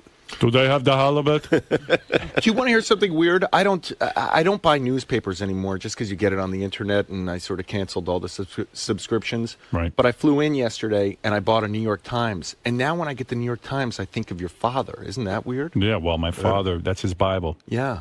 Like if I was a writer for the New York Times, my father would think I was great. Like anything with the New York Times. But it's just funny how you affiliate things with things, you know? Like I think of your dad when I pick up the New York Times. My father's already read the entire New York Times. Front already to back. done. It's already done. For the day. And he can quiz you on it and we'll have opinions about it. And as long as you talk about that, you're fine. You go off into any other area, you don't want to hear from me. Unless it's halibut. But you are just like your father in a lot of ways. I know. Because Absolutely. when we sit down for dinner at around 4:30 in the afternoon, when you sit down to dinner, That's not true. You better be ready. Well, fortunately, Beth is around to negotiate a later time. Right. Or else, Well, I'm hungry. If it was entirely up to you, it would be early. That's funny. Beth calls and goes, listen, we can start negotiating dinner. Howard wants it at noon. Is that the funny thing you wanted to tell about the vacation? No, but there is definitely a lot of anxiety there as far as ordering quickly goes. Do you have to order quickly with Howard? Oh, yes. Because it's really? Oh, yes, you do. Well, I just wanted to mention a couple things because Sarah is very bad at ordering, and the great part is she doesn't think she's bad at ordering, but everything's positioned as a question. Like there's something on the menu, is like she's a vegetarian, which makes everything a problem. But she'll be like, veggie wrap. And then the waiter doesn't know what to do because it's being positioned as a question. Right. And really, you just say veggie wrap. That's what she want, right? Right. But it becomes a whole thing. But when you're around, she gets her act together and kind of prepares for what she's going to order. Is she nervous around me? Well, no, but I think she understands that everything has to go exactly your way, or we have trouble. Is that true, or you just know that from the radio? Howard, everyone's nervous around you. No, why is everyone nervous I'm not around nervous me? around you because I share the same anxiety about wanting. I feel like. Oh, the waiter's got to get the order, and I don't want to waste their time. And you know what I all find, that stuff. and tell me if you guys find this. When I finally get to a restaurant, no matter what time it is, I'm hungry. I want to eat. I'm really hungry, and no amount of drinking is going to satisfy. I don't want to socialize. I want to eat, and it is a curse. It is just a curse. I am like my father that way. I don't, I'm actually someone who, when they come to take the drink order, I put my food order in. That's what I do, and that's what Jimmy's making fun. I go, you know what, waiter? Here's the drinks. I know everything I want right now. Yeah, I mean, it takes me 3 seconds to analyze a menu.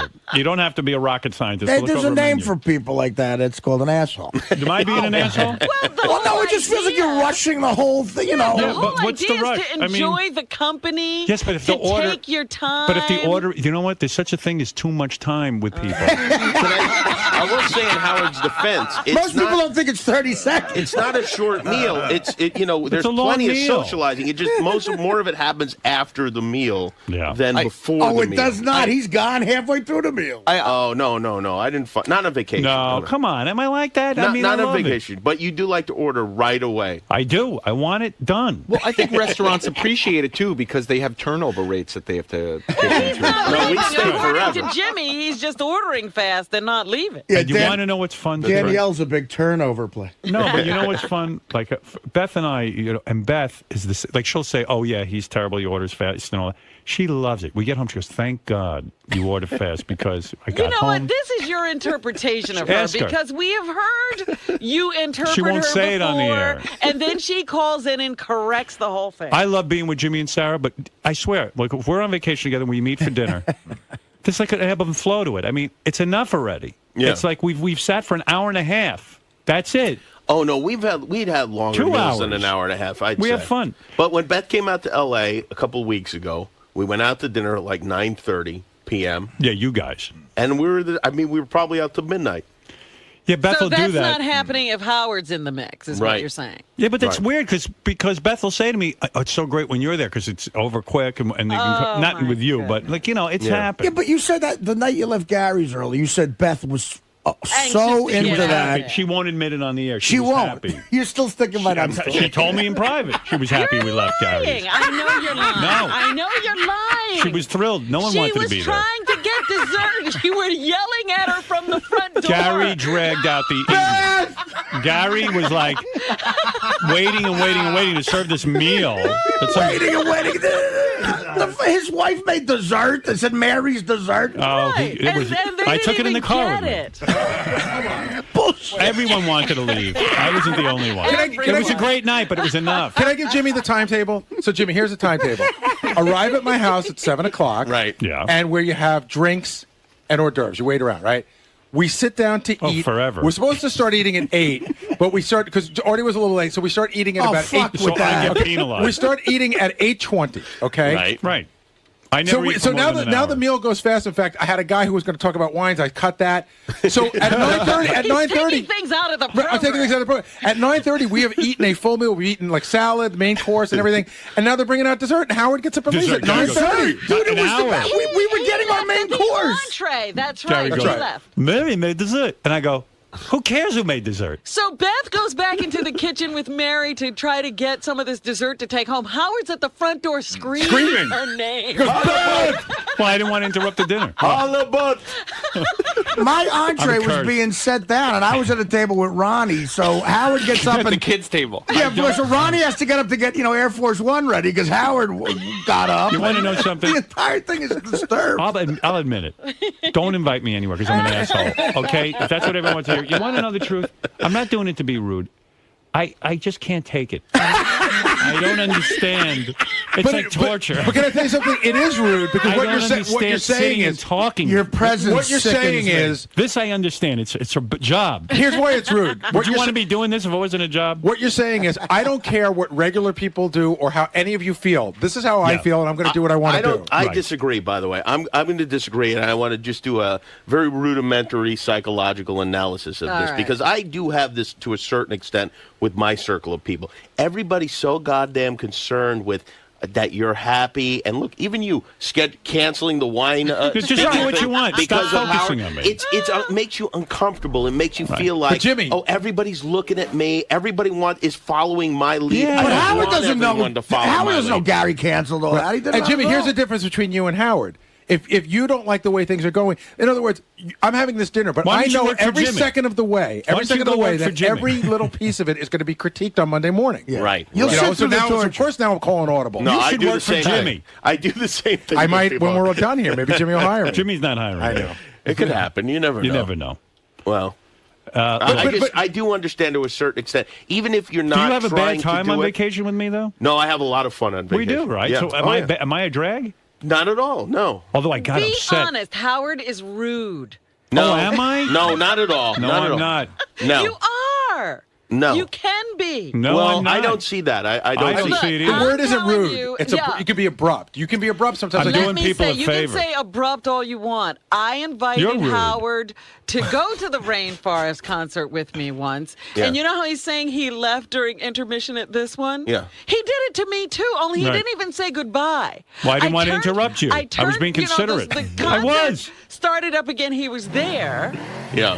And then I turned to say something to him. The whole row was empty. Yeah. He left and he took everybody with I him. do that Robin, too. honestly, I did that to not be rude. I did that to say, she's sitting there enjoying herself. If I make a whole big goodbye, it's annoying. Like let her have her good time. Why should I ruin? And then she's going to be like, oh, he's leaving. He probably didn't have a good time. I just left. That's all. Well, I Don't wanted to bother have a anybody. good time with you, and all of a sudden you were gone, and I was like, oh my God, did he not honestly- enjoy himself? He didn't even say goodbye. I honestly didn't do it to be rude.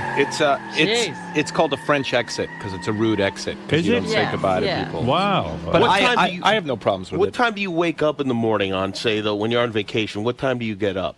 Oh, probably around 7. And the weekends and stuff. See, Howard gets up so early I get that up it at 5. seems much later to him, I think. yeah, I mean, Yeah, we it went does, away and to. I get up at 5, and then I hate Jimmy because you're waiting and waiting and waiting. Like Harry He doesn't with get Artie. up with you. He doesn't get up, and then he comes out of bed like Artie doesn't get up until noon. he starts eating. 7 right. p.m. Noon is early. Same with Jimmy and Sarah. They don't emerge from their room till like noon. I'm like, the whole day is over. I Well, think can't you like entertain that. yourself? What are I you, a think loser? like No, that. I do, but then they want to go to dinner together and they want to eat late. And I'm like, well, I've been up since 5 in the morning. See, here's an observation about you and Beth that I think is, I don't need Jimmy. Unlike you, I don't need someone to entertain me. Trust me, pal. You had Beth with you. I got. But No, I don't need Beth to be with me to entertain myself. Here's an observation I'm busy. about Howard and Beth that's really admirable. Like when we went to Bubba's wedding, we were staying at that hotel. Like I woke up what I thought was really early, like 7 o'clock is early, and I see Howard and Beth they're coming over from the beach. They've already run for an hour and are walking on the Yeah. beach and like they've already done half a day's work. I start my day. Yeah. That's it. But what, you never think about sleeping till like 10 on a vacation? or I something? do my can do ablutions that? and then I start my day. Who can do it? Yeah. Everyone I do else besides you, too. I don't know. Robin was out there early too. I was finished my run when I saw them running. Right. How's that vacation? You getting up and running? I don't know. Look, what am I going to do? What are you running from? That's yeah, really right, the question. exactly. What are you I'm running running from? to stay in shape. I want to be in shape. Yeah. You know, that sounds awful. Oh my goodness. Do you think what to else? be on the beach is am I so not fun to be horrible. on vacation? No, with? you're a lot of fun to be on vacation. Yeah, I thought with. we had a good time. There was one other funny, but it's not fun to talk about the normal stuff. But one of the great things was when we went into town. We were in Mexico. And That we upset me. Oh, that was great. That was a whole thing. I wouldn't go. I wouldn't go. Leave the resort. I would never go to any town in Mexico. Howard That was isn't- certain that For fear of banditos, kidnapping? banditos were going to kidnap Beth. I understand that. You know, when you leave New York, you're camping out. So. I was so dead serious. Jimmy goes, "Hey, let's go into town," and I didn't go, say it. Beth and Sarah wanted to go into town. No, Sarah wanted. Did you want to go to town. Carlos and Charlie's or something? No, Or just don't they know. wanted to go shopping for whatever. trinkets. Yeah. Papas So and beer? I said to them, and I was dead serious when I said this, and I really felt this way. I said to Beth, "Listen, don't go into town. I've been reading about these kidnappings. In fact, in Mexico Oh my now, God, I was kidding, but I was but in right. Mexico, they're kidnapping country singers and killing them. Yeah. The Mexican country singers. Then Yeah. you were safe. Yeah, we weren't. Oh, wait a minute. We were with a country singer. And the fact of the matter I didn't think of that. That's Yeah. right. And the fact of the matter is, I said to Beth, "Go ahead if you insist on going, but when you get kidnapped, don't fucking call me." Because I told you not to go. So I'm sitting there, I'm waiting for them to get back. I'm waiting. They finally come back, and Beth wasn't kidnapped, and everyone was safe. And they're describing they went into town. They had sodas. They had, they went to like margaritas. Yeah. They had all this fun. They had a great time. And I was perfectly happy staying right at the resort. I don't need, why would you leave heaven? Were you honestly worried that Beth was going to get kidnapped by banditos? Yes. But you were worried, but you didn't come with her to protect her. I don't want to. Please, that's the last thing he's going to do. No, you know what was scary me? What? There were people we were with, and not anyone, not Jimmy and not Sarah, and not me or Beth, but there were people we were with who wanted to get into town to buy pot, I heard a rumor. Oh, I see. And I said in Mexico, if you go and approach people about pot, they're either going to kidnap you, kill you, or arrest you, and you will never see the light of fucking day. Jerry, am I right? Am I being an asshole? I have to tell you, when we go on vacation to Mexico, we don't leave our resort either. Of course. And we actually do it because this is awful, but we don't want to run into other people who are going to know Mexicans? us. No. You don't want to run into Mexicans. Fair enough. No. We don't want to run into people who are maybe going to want to take a picture or anything like that. Now, these places are filled with touristy type people, right? And they think because you're in another country, it's their right to like hang out, that you have something in common. And the fact of the matter is, that we really have nothing in common. We just happen to be in the same country. Whatever your reason is, you don't leave.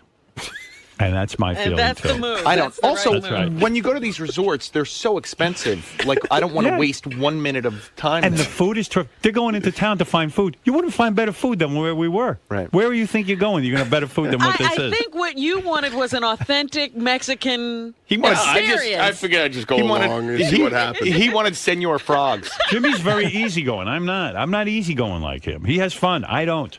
That's true. That is very true. He does. He has fun. You don't know how to have fun. Like, he always looks like he's having more fun than me. I see him and Sarah sitting at a table. They're having lunch, and they look like they're having a lot of fun. They slept till 11. Just in the last couple Because I sleep. Yeah, right. In the last couple of weeks, Booker had that, his girlfriend threw him this surprise party. It sounded awful. Howard decided it was going to be an awful experience without going.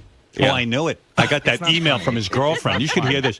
Come to my boyfriend Booker's surprise birthday party in Atlantic City. Okay, so far so good. Then she goes and she writes, this is Alicia, the newscaster in Philadelphia. She goes, and what the girl who punched the woman in the meat market? There was no punching. Allegedly. Allegedly, please. If I've gotten elected and then 20 referred and then referred to the police officer as a lesbian. It's evidently a big misunderstanding. This apparently occurred. The officer had a short haircut. All right, listen. The one who emailed Rich Eisen, and his wife sent the email back. Allegedly. Let me tell you something. So maybe you should do that, superfan. You got to hear this. So I get this email. It says, you tell me if you would go to this. Come to Chris Booker's surprise birthday party. I already know. Right. I'm having. Stop there. Listen to this. Stay in your rooms Oh, here we till go. 10 o'clock. 10 o'clock, I'm going to have coffee and dessert. Now, I'm saying to myself, wait a second, I'm going to go all the way down to fucking Atlantic City. Now I got to hide in my room till 10 o'clock till this fuck gets there.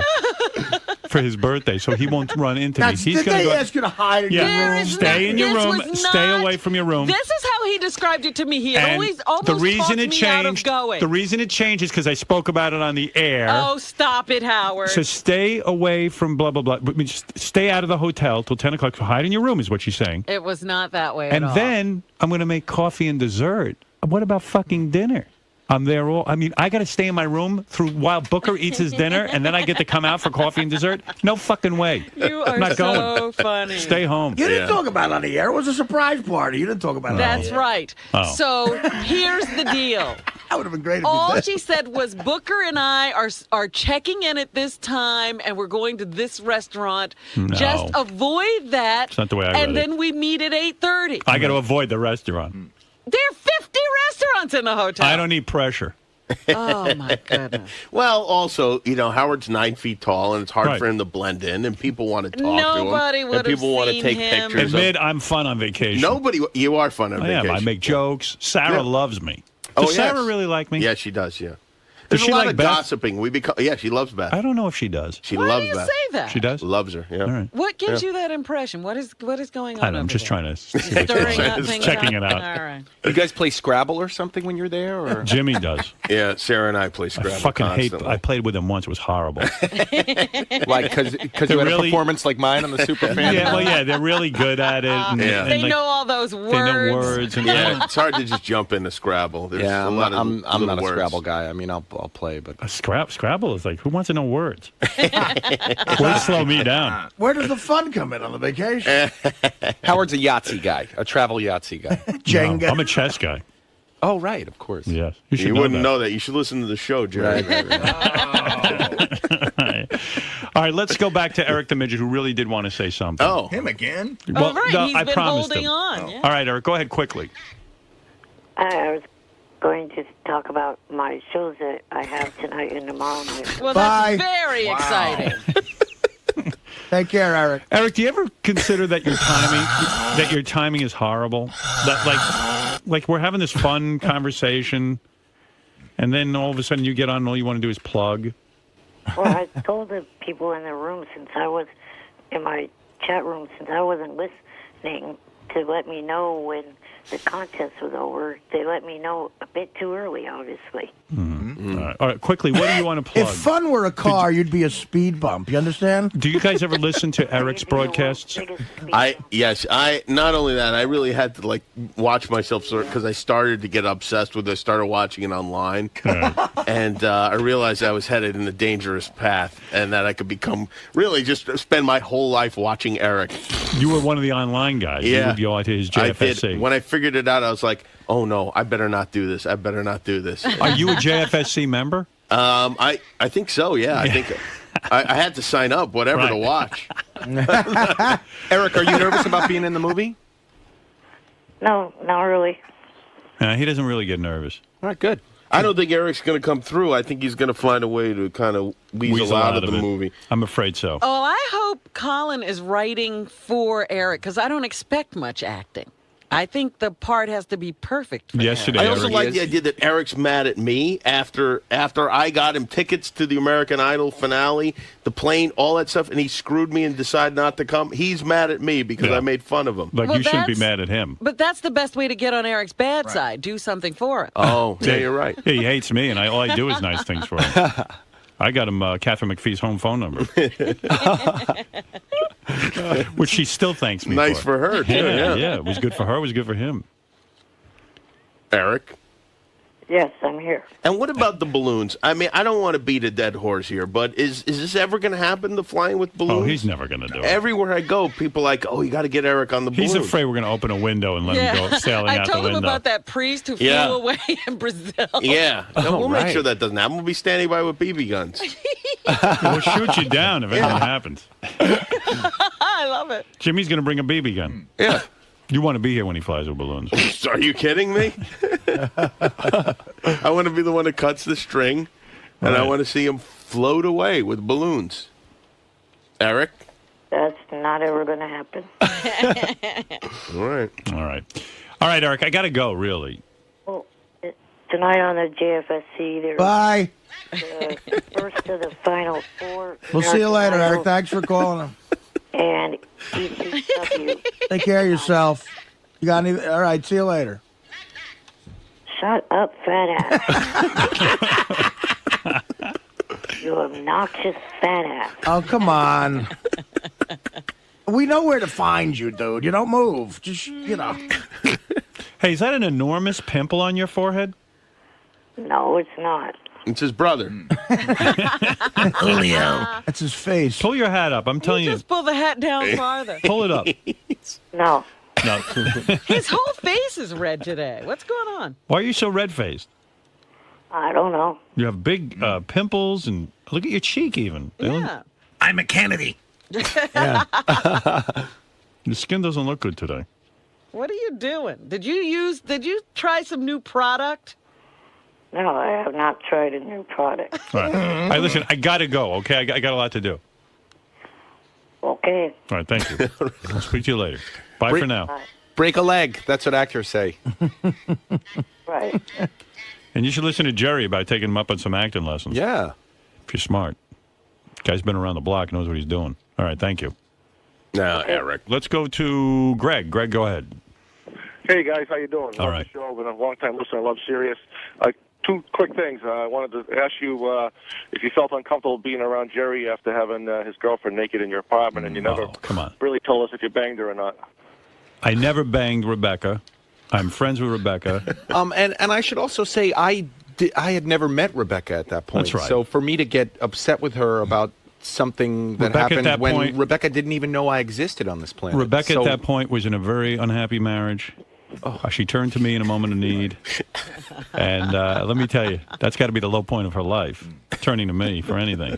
No, we were just friends, and we were hanging out having a good time, Jerry. That was it. I don't feel any. I'm not uncomfortable. I'm not. Don't ask me to destroy my pictures of that night. Those are mine, and really have no right to them. Don't you get worried about your naked pictures? Someone coming in and downloading them or something? I worry all the time. No, they're not. You're not naked. They're not in are you? downloadable condition. They were in. There's one thing of Polaroids. They sit in a very, very private place where no one can find them. Are you naked too? Who, me? Yes. Hell no. Are you crazy? Because I'm breaking in. Like any good friends, Really? like any good friends, we took naked photos. Big deal. Yeah. Howard and I took naked You know, photos. I do have to admit, I did ask once. I asked. What did she say? No. She That said no. What? She never made love to Howard? No, that I couldn't take photos. Oh. Why?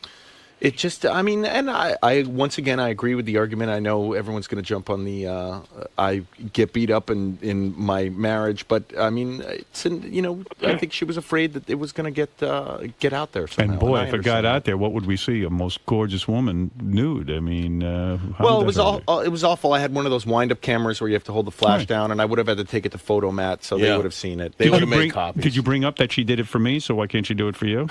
No, I didn't bring that up. No. You did. We'll throw that in there. I was Yeah, going to say, all right. now take that I will argument. Are you try crazy, Jerry? That's going to win the argument. Well, you did it for Howard, for Christ's sake, and you weren't even married to him. I will try that. I did suggest maybe obscuring faces, but that didn't even fly. Robin, has Jim Florentine tried to take No. nude photos of you? And Robin, can I ask, why are you surrounded by dead flowers? I like dead flowers. Really? She had she had a boyfriend who used to videotape her in the shower. Oh, God. This I guy did that was once. this guy was so annoying. He tried to videotape me, and but she got What were rid of you him. doing in the shower? Nothing. And then, but Jimmy might be a picture taker. Did he Oh, ever yeah. say to you, "I want to take some No. pictures"? Oh, yeah. You like that, Jimmy? Oh, yeah. One time when she was doing the enema, Yeah. I got my Navy periscope up. Went right up the poop chute. You love her.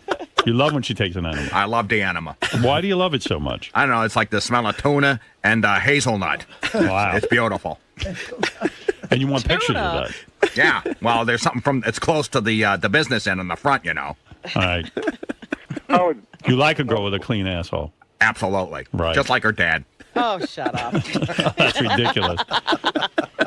I put a little Vaseline on the tip of my dick. Robin, I can't believe Her butt cheeks is warm in the shower, by the way. Right. I can't believe you're dating our retarded puppet. Right. All right. Thank you, Greg. Howard, can I ask one other quick comment? Yes. What do you think of to Jerry's comments there? You talk about how there's these hot broad guys are already sick of banging him. I mean, that's the comment that he's been making. It sounds like maybe he doesn't have such a good deal after all. What is he saying? I can't understand one word this guy Greg, is saying. you're breaking up something about Jerry hot broads. He's sick of his. He never said that. Well, no, I was saying, well, he can't watch the football game. He can't do this. He can't do that. I felt bad for Stamos when she dumped him, but maybe he didn't get such a bad deal after all. Are you kidding me? Rebecca's a lot of fun. Trust me. Yeah. She's got a good personality and she's hot. What more do you need in life? Well, you can't watch. She wants to turn the TV off while I'm watching. I ain't complaining. I'll figure out something to do with her. It's just, you know what, I do have to say in her defense, in Los Angeles, the games start at 9 a.m. and it goes until 10 p.m. So I'm in front of the television for 13 hours. 13 hours? That is a bit much. Not the pregame. That's not that much. Hi, Jimmy. All right, there you go. Just watching a videotape the boys took over the weekend. The Killers of Comedy were working with Beetlejuice, your friend. And it was Beetlejuice is eating, and Bob Levy walks over to Beetlejuice with his balls out. Oh, my. Oh. While Beetle is eating. And Beetle eventually notices. And Beetle seems to be the most rational one out of that whole Killers of Comedy group. He's like, why are your balls out? And it's disgusting. Beetlejuice knows that's disgusting. But did you know that Jerry knows Beetlejuice? That Yes. Jerry's mom has a weird connection to Beetlejuice. She was Beetlejuice's teacher in school. For many years. He was Lester. at that school for many years, Lester, yeah. Did she teach any of the other whack packers? No, Lester is it. I wonder if that class had any future, like whack packers, like people we should I have be to using. say it was a special ed school. Right, so probably a lot of great candidates for our show. But Yeah. Beetlejuice was probably a star right off from the bat. But Beetlejuice started out in special ed? He was in special ed, yeah. Oh, he really made something of himself. And it was a special ed school. It wasn't a separate class. It was. Do you think anyone would have realized, even your mom, at that point, that Beetle would become a superstar? He was. You can ask my mother. He was her favorite student for years. She must not be that good a teacher. When I asked him to spell his name, he spelled it R-E-D. So she really didn't teach him that much. Well, I think in all those years she could have taught him his name. It's a long process. It is. It's tough. It's not easy. It's not easy. Beetlejuice is a long name. People are a little. You know, my aunt also taught at the same school. It was a school called PS 31 in Jersey City, and everyone's very concerned because Lester still goes out locally in Jersey City. And everyone's concerned about his drinking, actually. Yeah, he does drink a lot. He's not drinking enough or drinking too much? Drinking too much, that he gets very drunk. Oh. Well, you know what's funny? For some reason, Lester Beetlejuice can only spell R-E-D. That's it. Right. Did your mom ever think to change his name to Red, which would have been a great name for him? I don't think she was empowered to do that. Right. I think she was just working for this. It would have made more Jersey sense City to go with State. whatever he could spell. That's my John Hine. John Hine, you were actually the answer to one of the trivia questions, but unfortunately it was the wrong answer. Jerry guessed you on one of the questions. Do you remember that? Yeah. I was the announcer when the show started, Right. but it was George Takei. But George I appreciate Takei. it anyway, Jerry. A lot of people do confuse those guys, though. George Takei and John Hine. True. John, who has gotten 80 looks like- blowjobs in his lifetime. Go ahead, John. Oh my! I never said 80. Jerry O'Connell and Near Jeff 80. Jerry O'Connell and Jeff Probst gave it their best shot, but it was Jimmy Kimmel who emerged victorious in the inaugural Celebrity Superfan Contest. Right. We'll talk about the difficulty of the quiz, how Jerry should take pride in not winning the contest, how Jeff knew Howard's family but couldn't come up with all the quiz answers, how Jimmy failed to recognize the voice of Crazy Alice, Wow. and if all three contestants are worthy of the title Celebrity Superfan. To the Super Bowl? And a beautiful. Right. Directions and everything. Son, he's going on over there. there. What's happening? Fred, what are you doing? You know what? I had the pot up there. I guess they just started rolling. You had the pot up. For the tape that we had before. I forgot to bring it down when they stopped it. All right. How about after day 2 of History of Howard Stern, I called up John Hine. I called up John Hine, of all people. Why did you call John Hine? Well, I didn't want to bother anybody. Important? Well, I don't want to say important, but I mean, he does the wrap-up show. I thought it would be less. I thought I would be more likely to get him there. It'd be like if you called the White House and you asked for Condoleezza Rice. Right. You know? Do Jerry and Jimmy believe that John Hine has gotten near 80 blowjobs? Well, I don't have any reason not to believe him, but if that's the case, I'm very impressed. And don't forget, he got married at 22 years old. He's claiming he got near 80 blowjobs before 22. Wait, 80 blowjobs total, or from 80 different women? 80 different women. Oh. I didn't say 80. All right, but you somewhere said in that near 80. neighborhood, though, right? The neighborhood, I came clean. The neighborhood shrunk. It's around 30. That's what I. It's around 30? That's still pretty good. Yeah. Yeah. I was conflicted about this, but I think John is an honest guy, and I think he's telling the truth. And I think that come on, no one I believes think that a lot of times in your adolescence, oral sex is not a home run. In but your it's something, adolescence. Yeah, right. Not, I bet not Jerry's mine. got about a million blowjobs. No, You're a different player. No, it's not. Jimmy, you got married at 22 too, didn't you? Your first 20. wife? 20. Yeah. How many blowjobs did you have before your first wife? Well, including her, none. Right. 0, right? Yeah. You know, when you're in Stand By Me as a kid and you're a good-looking guy, I could believe he'd get 80 blowjobs. Yeah, you know, it didn't work out that way because I was sort of the comic sidekick in that film. Okay, so I wasn't, whatever. If I was in high school and everyone said, hey, there's the kid who was in Stand By Me, I would have gotten at least 3 blowjobs, at least that I know of. When did you get skinny, Joe? Do you mind swallowing before you ask that question? I don't want the subject to move. I want the irony. You know, in all honesty, I think my mom saw that I was going down the wrong road and put me on a diet. A book called Fit for Life, if I remember correctly. No, but you shot up too. How old were you when you got your first blowjob?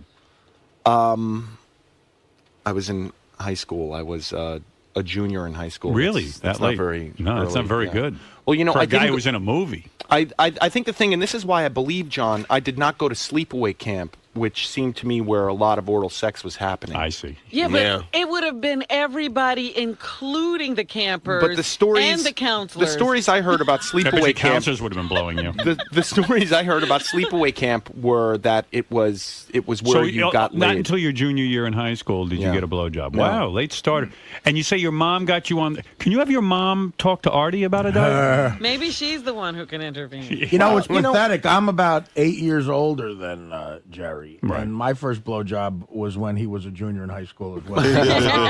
You know, Artie, I have to say, I don't think you've hit crisis period, but like you know, you don't? You still have time, you know. But it's something you got to think about. Is really like I Artie, worry a little bit about. Do you think you're in crisis? No. No, yeah, you know, if I could get rid of this fucking schedule, I'd be fine. I know that Artie is 40, and I know that it's not. I don't think he's in trouble yet. Well, the thing about Artie that I admire, besides obviously he's very funny, is that every time I come in, he's got something new going on. He's like Madonna. Now he's got the black eye.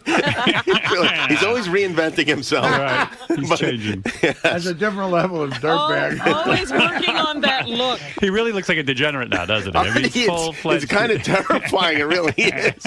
I really have to say, when you stood up, I got nervous. Much like the heroin thing, maybe a year from now I'll blurt out the real story behind the eye. What is the real story? Swallow it before you. I'm sorry. Yeah, don't choke. I think most likely, I mean, just if you were going to work the numbers, it's probably a domestic dispute. Yeah. That would be my What happened? I don't know.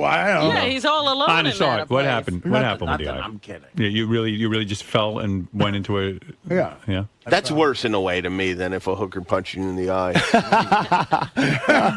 Jimmy, you recently named Artie one of your 5 favorite stand-ups. Is that yes. true? Well, yes, absolutely. Oh, yeah, I love Artie. I love him. That was what Love him. Reader's Digest he did, right? That's right. Yeah. That was very nice. A lot of people read that. 4 favorite, I think it was. Yeah. 4 favorite. Who were the other 3? Comedians. Who was your other favorite? It was Sarah? no, Sarah wasn't on there. There were people that I felt like I wanted to name some people like that. If people, especially who read Reader's Digest, hadn't heard of. I see. Zach Galifianakis, who's a very funny guy. Chris Elliott, Artie, and there was one other, but I forgot who it was. You forgot who that was? Tracy Morgan. Tracy Morgan. Yeah. I like that you can't even remember who you named. Tracy Morgan. That's right. Yeah. Tracy's so funny. I wrote like 6 months ago. I don't know. Let's get back to John. John, all right. Anything else on the wrap-up show? Yeah, when Artie had his Teddy outburst, Jerry actually called and we had a little conversation about it. He was genuinely concerned and wanted to help out. I was worried about Artie relapsing. That was my one concern. There's somebody blowing John right now. John, that's weird. disgusting. Not in the studio. Wow, this guy really 81, 81, dude. 81 blowjobs. Just keeps on Its climbing. penis is like a divining rod to tonsils. Jerry, what is your number of blowjobs right now? How many different women have blown you in your life? You know, I never counted blowjobs, but you know, it's not that high. I'm not really a blowjob guy. I'm You more don't of enjoy it that much? Yeah, I prefer to hit a home Just run. get right in it. Me too. I'm with you on that. When you run out of count, that's a good sign. The single most depressing fucking thing ever is when we asked Pauly Shore how many playmates you fucked, and he went, I don't know. I wanted to jump off the Chrysler. Wanted to kill you. So I remember. That's when you started doing heroin. When the first month I moved to Los Angeles, I went to a discotheque called Guys on Beverly Boulevard, and I right remember by Jerry's Deli there. Exactly. Yeah, I used to go there sometimes. And it's amazing how Artie he's landmarks. Yeah, his landmarks are restaurants. Jerry's Deli was open all night. When I wasn't getting a blowjob, I was eating at Jerry's Deli. There was a girl who went on a date with Artie and said every landmark he took her to was a restaurant. Real truth. Well, yes, it's down by Katz's. Pauly Shore was at the monitor. They had a camera outside, and he was pointing to the monitor and telling someone to radio the bouncer to let that woman into the back. He's a stud. That guy. He's an operator. He's an operator. And you know, you can't blame a guy. I mean, it's like the Wizard of Oz back there. He is really. Yeah. Jimmy, I'm surprised you never used your late night prowess, your fame, to fuck lots of girls. You were really very, very faithful to Sarah, and you right out of your marriage. I really fucked up. It really fucked up. Did you sleep with anyone else before you? No. Wow. Yeah. So you've slept with 2 women your entire life. No, 3. 3. Wow. You're really a monogamous kind of guy. Yeah. Look over there, John Hine. Not by choice. John Hine has Is had whooping you. way more. Yeah, but really, John am I Hine that is much beating you better like- looking than John Hine? I mean, look at us. But Jerry O'Connell's Practically laughing. be This is related. he looked at you and actually started laughing. No, well, I was going to say John Hine is beating. Establishing that we are here live, of course. And good morning. I will not be commenting today on the merger Why is that? because I don't believe it's really happening. I agree with you. I don't know what the hell's going You're on. dreaming? Well, I've just seen too many weird shenanigans with this thing. I'll believe it like when we're on XM. That is kind of what that'll be what it takes. I have a whole speech I'm going to make when I see the like. In other words, when are we on all of the systems? And when am I going to start hearing Major League Baseball? When I start hearing that, I will make a comment on the merger. Is there any word on when such a thing would happen? No one tells me anything. I don't know if it's because, like, I'm, like, paranoid anyway. I don't ever want to be accused of knowing something that's going on in the company. Mm-hmm.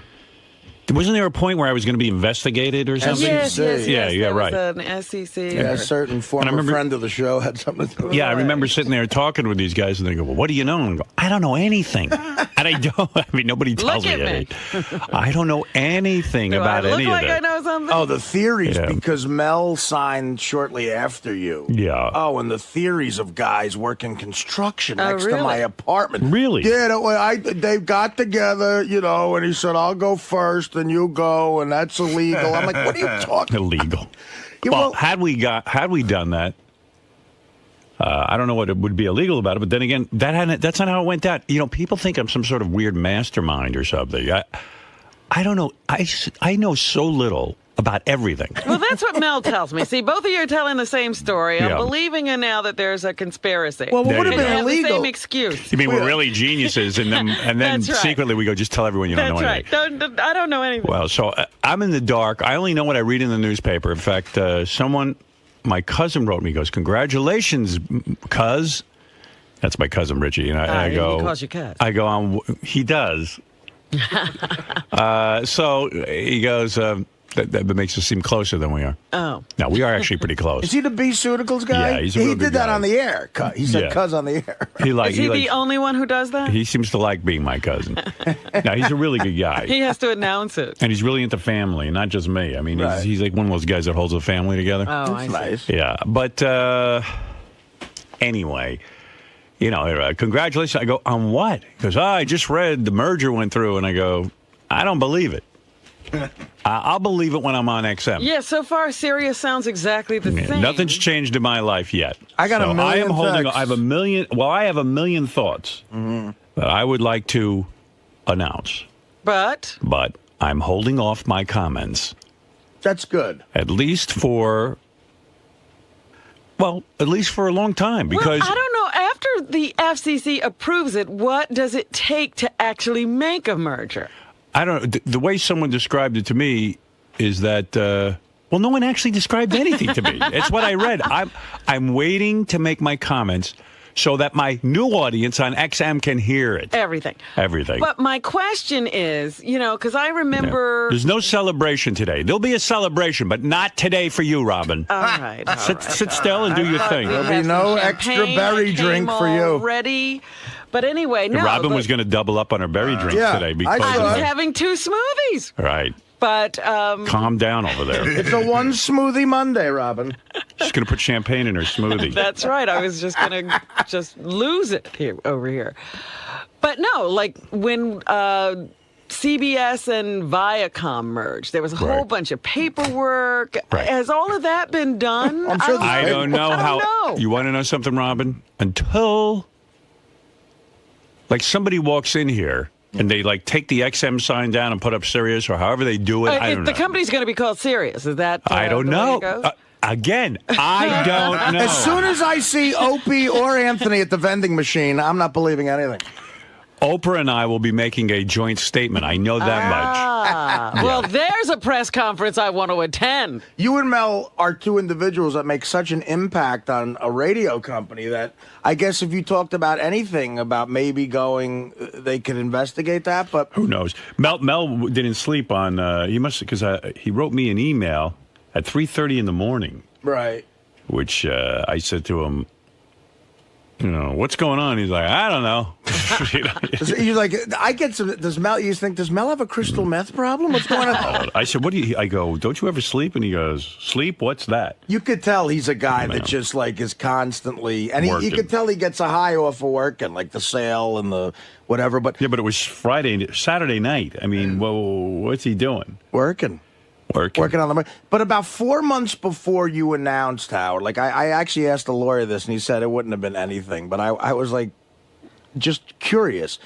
About 4 months before you announced the merger, I remember I was home. Me and Dana were merger? home. I never announced. No, any announced. merger. I'm sorry. You're going to Sirius. Oh, okay. I was at home with Dana. It was like a weekday afternoon, and you called me. You were clearly in your limo, and you just said to me, "What is your deal at K-Rock?" And I said, "What do you mean?" He goes, did you sign a 3-year deal, a multi-year? Can you get out at any time? And I said, no, I could get out at any time. That's the deal I have. He goes, all right, I just curious about that. And you hung up, and I said to Dana, that's an odd thing. And we started talking, and he said, maybe, he's signing somewhere. And then we started talking about satellite, right? And we said, I don't know, what does that mean? And would that have been considered inside information? Absolutely. No, you didn't. If he went out and bought 10 billion shares based on something like that. But you know what's funny about inside information based on that I something can't. like that, that's a hunch. Yeah. You didn't say anything. Right. But of course. Right. But what's so strange is, and this is the stuff I don't get about the stock market, which is why I really don't like the stock market. I don't understand it. I don't understand hedge fund. I don't even know what a hedge fund guy is. I'm so illiterate when it comes to that. But I don't understand. So let's say you knew I was coming here, right? Right. This is the part I don't get. Maybe I overheard something. But what's the guarantee you're going to make money? In other words, what's the guarantee? Let's say you found out that the merger was going to be approved by the FCC. Let's say you knew a guy on the FCC. Well, let's take it out of the realm of Sirius and just put it into simple terms. If you knew that Pfizer was about to... That's different. That I understand. No. Viagra. They got Viagra, and they're about to get that approved by the FCC. You knew. And you go out and buy a bunch of Pfizer stock different. based on that knowledge, then that's insider trading, and that's a violation because that information is not supposed to be leaked. I think you're talking about the DEA. I don't think the FCC cares about Viagra. FCC might care on a personal not the level. FCC. I'm just You talking said about the FCC. By No, mistake. I meant the SEC, not the FCC. No, How I about know the it's weird. BLOWME? Because it stocks with the SEC. All right. Anyway, listen. So anyway, my statement The PLT. my statement on the merger is I'm not making any statement. Not yet. Well, if you bought when after you and Mel signed, it went up to like $9, and it was at $2. So if you had a hunch, you knew would have something. made a lot of money. Yeah, and some people said they did, but it goes up $7 to make a shitload of money. You got to put down a shitload. Well, that I understand as being an insider. Yeah. All right, listen. I don't know anything about insider. I don't know anything about FCC. I don't know anything about merger, and I'm not celebrating until I know I'm on XM. Yeah, I mean, I got all these texts from guys. There's a guy, Pete Dominic, who's on Raw Dog, who works for me on the road. He's a real funny comic, and he has a show over there. And he texted me, because he works here. He texted me with big explanation. Merger approved, and I got 3 other texts like that. I'm like, well, should have been approved about 2 years ago. I mean, even before they applied, it should have been approved. Someone said it might be a dangerous monopoly. Yeah, on what planet is it a dangerous monopoly? Yeah, it's so dangerous already. What an industry! Yeah, I tell you, once this merger happens, it's gonna be nuts. Now we command everything. Yeah, I mean, game over. Well, is the stock up? Is the stock up today? I don't even know. That's a good way of finding out. Look at what it was at Friday at closing, and did it go up at all? Somebody who knows something about stock said that a lot of work has to be done before that stock will really move. Yeah, but that's why Howard's right with the Wall Street. It's based on nothing. Just the fact that it happens the first day, it could shoot up $3. Yeah, but for it to really stabilize and be a growing valued stock, there has to be a lot of work internally to make the company a more efficient, streamlined company. A money-making operation. There you go. Well, you two should tune into the Fox Business Network. Maybe they understand. DePace is all into the stock thing. I bet he could look. I bet he knows what happened. Well, he's going to do. We're going to give him a 7:00 show. He His can talk stock about knowledge is like his political knowledge. Yeah. So anyway, so if you're waiting for a statement, because don't.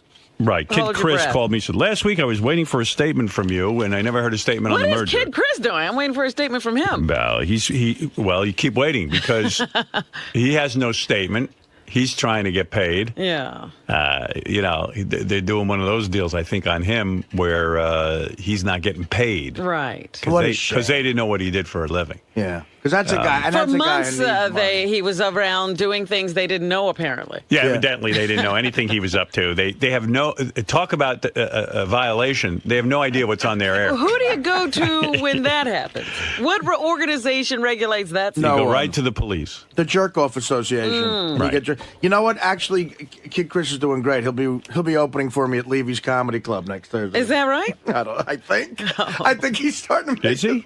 I heard. I don't know for sure. It might be some other comic told me that he heard Kid Chris, and it could be totally false. Might be doing some gigs with Levy, and I haven't talked to Bob, but I don't. Kid Chris doesn't do stand up, so I don't know what he's going to do. But I don't either. But anyway, I spoke to him, and he said, I was waiting. I tuned in, waiting to hear a statement about the merger. Yeah. What day did he tune in? This was when the rumor was that the FCC was going to approve it. I see. And I said, well, rumors, I don't respond to rumors. I said, when I see myself on XM receivers, I'll know that the merger's been approved, or I'll know when it's all done deal. Well, I certainly wish somebody would put out some kind of a statement. Well, there'll be no statement from me. That's all I'm saying. Here today because I love Howard, and I was lucky enough to get invited. Not everyone gets that opportunity. So what are you going to talk about today? Well, you know how it works on radio and on big productions like the Howard Stern Show? They pre-interview you, and then they ask you a bunch of questions, and then the producer gives that to the hosts, and then they usually ask you about that. But hopefully, I'll talk about whatever. I'm dishing it. I can take it. I'll answer any question Howard throws my way, and it's more fun. Keep it spontaneous. Perez Hilton is here. Perez is a noted gossip columnist. He has a website that has over 7 million page views a day. Advertisers will pay as much as $54,000 to get on Perez Hilton. Thank you. Hey, Perez. Good morning. What do you say, man? Hey, you lost some weight. You look better. Thank you. I've been working hard at it. Yeah, you were getting a little fat. I was getting very, very, very fat. And you weren't getting any cock, were you? I'm still not, but hopefully that'll change soon. Hey, you're doing well. You're wealthy. You hang around with every celebrity. You're famous. I mean, you can't get any cock? What's your problem? I don't know what I'm doing wrong. What are you doing I wrong? noticed people are flirting for the first time in a long time, so I'm happy about that. Yeah, you look Things good. are beginning to change. What happened? Were you so unhappy with yourself you started to eat? I mean, you were getting very, very chubby. It was just that I was really I started making excuses for everything. Excuses for not working out. I'm like, I don't have time. But now I just made the time, as lame as that sounds. What is your day like? You're the only one who works on PerezHilton.com, right? Yeah. I mean, you don't have a staff. Well, I have my sister who's my assistant, and my mom who's like my gopher. I moved them out from Miami to Los Angeles. Still to this day, it's just you running the thing. So I would imagine it's hard to keep coming up with material. Oh, no. At the end of the day, I always have like a bunch of stuff I could have written, but I need to sleep at least 4 hours. So I wake up on a normal day at 4 a.m. because I have to be on East Coast time and just work all day till 4. Explain that to me. You work all day. You wake up what time? At 4 a.m. 4 a.m. And then you work till what? I work until 4:30 p.m. and then I go to the gym and then I come home and I eat and shower and work some more and then I go to bed and I try to get to sleep by 10. So you're not out running around all I over used the to, place. and Yeah. that's probably one of the reasons why I was fat, because I was sleeping even less and eating and drinking, and now I like to treat myself as if I'm the Michael Phelps of blogging. And I don't leave my house from Sunday night through Thursday night. And I really am happy doing that because, I love what I do. That's what you did. It was your hobby. You had no idea that this would become a popular website. I mean, there's a lot of people blogging. Nobody really gets any attention doing this. And this worked into a full-time business. How much are you worth at this point? Are you a millionaire? Well, I don't know. You know if you're a millionaire. I have my business manager who handles that, who's a lovely guy who called yesterday saying, I want to let you know everything's okay. Don't worry about do you have your things." money at Lehman Brothers? Is that No, it? we didn't. But he just wanted to, he's very professional and wanted to make me feel at ease. Well, you're working hard. I mean, you're taking this thing seriously, the website. I just started for fun. But what's funny now is that nowadays people start blogs and websites with the whole intention of just trying to make money doing it. Right. I just started it for fun. You enjoy doing it. That's the secret. Yeah. And the fact of the matter is, it's getting harder, though, because the more popular you get, you've got to worry about being sued. I know in the beginning you could write anything you want. Nobody cared. Nobody was reading me. But now, are you involved in a lot of lawsuits? I've gotten almost all of them settled now. Right. That was the one big lawsuit was that you were using pictures that photographers took and you were writing things on them. And then they said, hey, wait a second. You're making some money with these pictures. You got to pay us.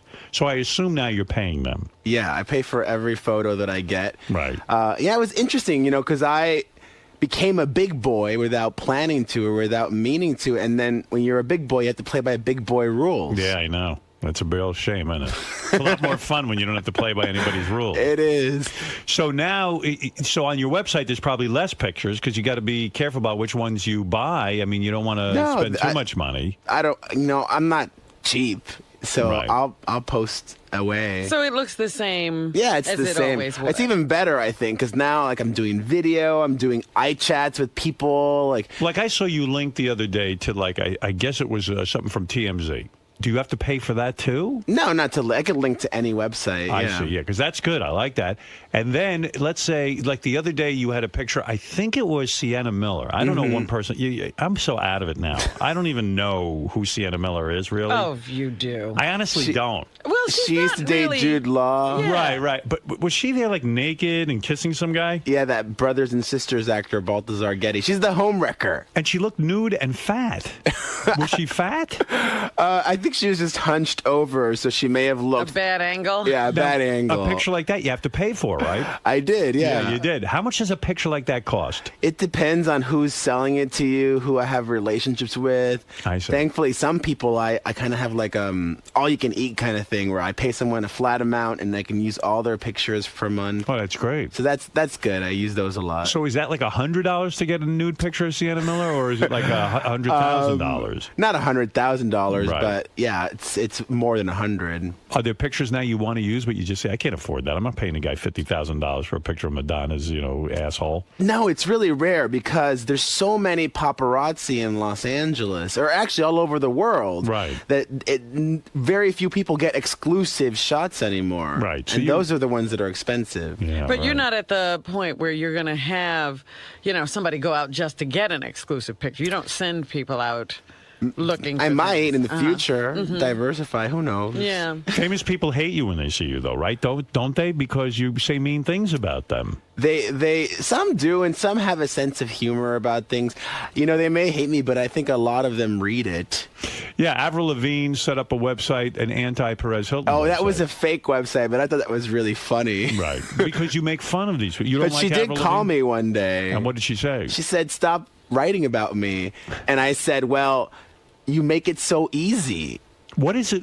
I find her very attractive, cute, also talented. What don't you like about You her? see, I find her obnoxious and not attractive. Yeah, well, She's just like, she's a spoiled brat, it seems like, and not very appreciative of her fans. And there's all these accusations that she doesn't even really write her own music. And, is that true? Yeah, well, allegedly, according Oh. to people that have worked with her.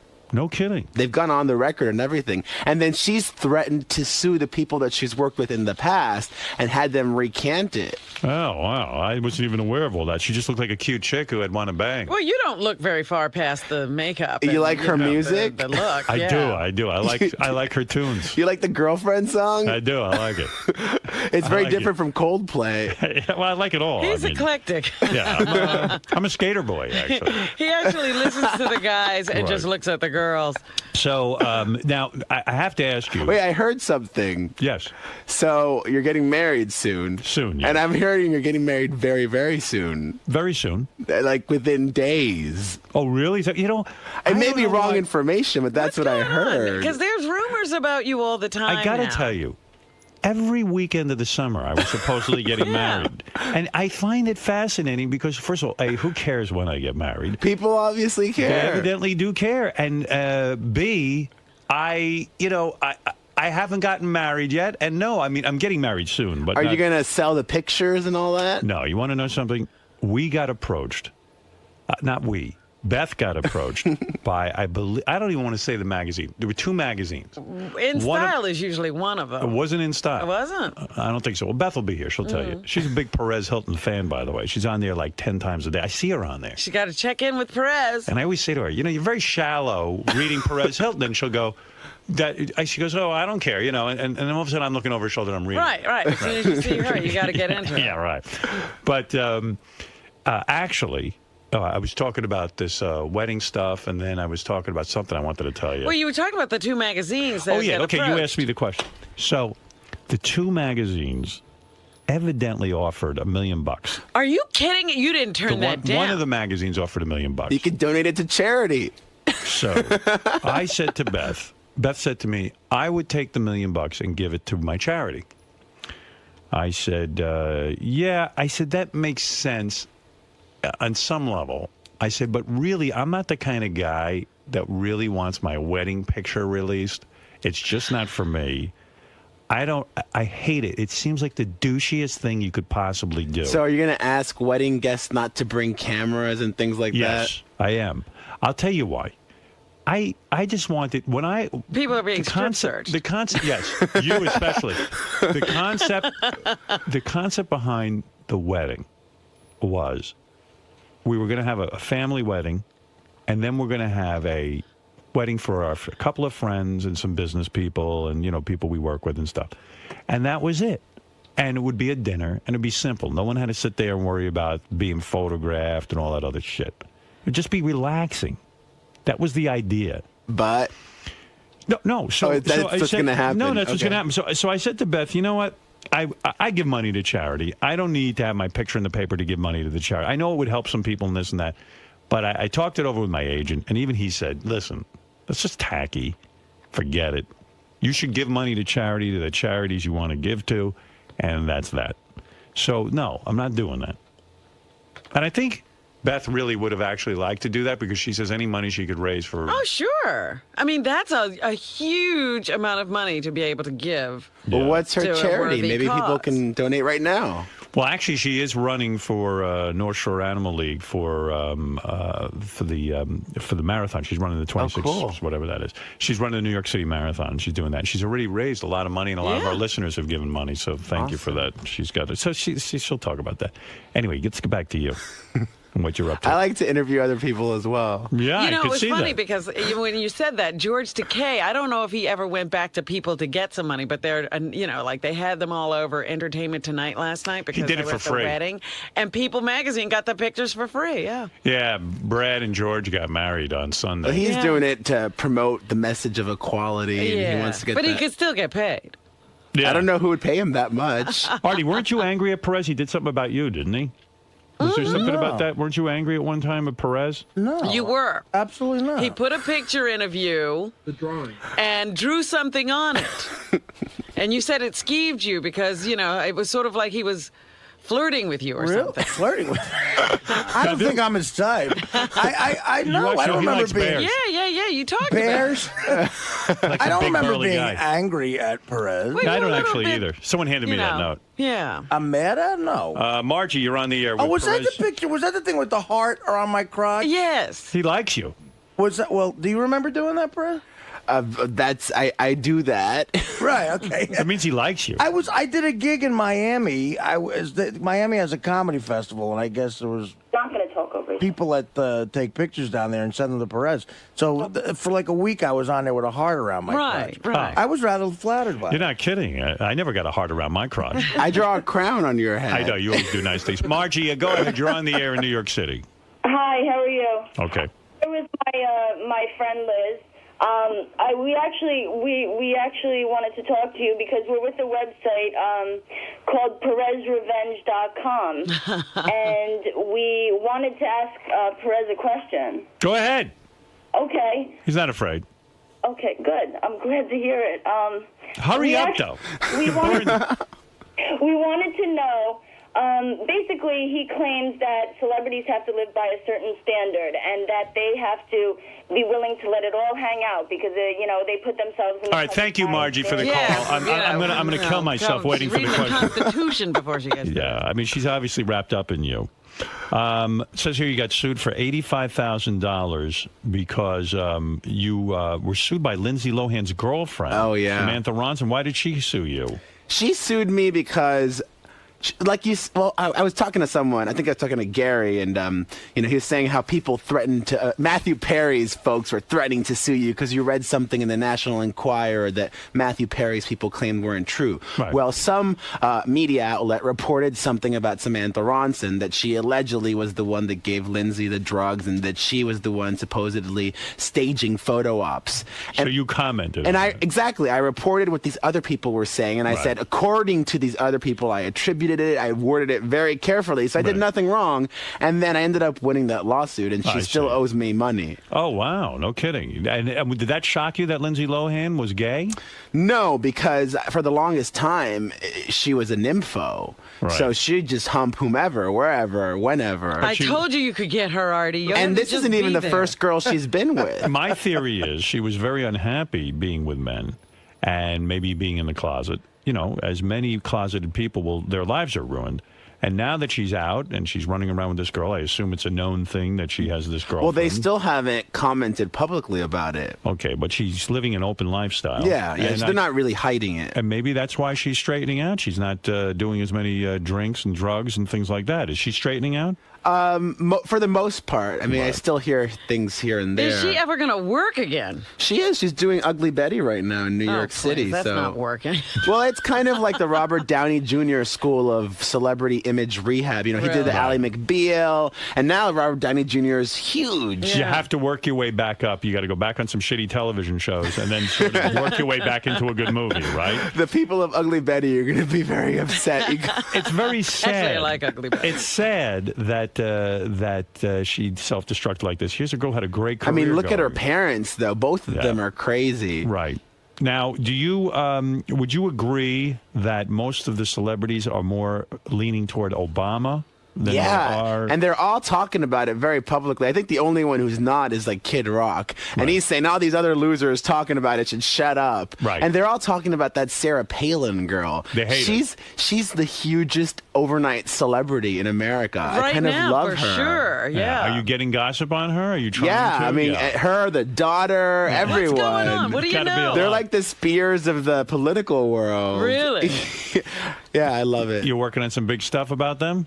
Well, the most recent one I posted was about the daughter and how she stole her boyfriend, who's now the baby daddy, from her former friend. I see. So there is a lot of intrigue. Yeah, and apparently, although I don't think she's ever talked about it, Sarah Palin herself was pregnant before she got married and all these things. Yeah, I just heard a little bit about that this weekend. That was a shotgun wedding. And the most recent one, that's just kind of funny, is that when she was governor, well, she's still governor of Alaska, but when she got into office, she had a tanning bed put in there, which is kind of funny. Oh, that's But now her people are saying that she paid for that with her own money. Right. Who knows?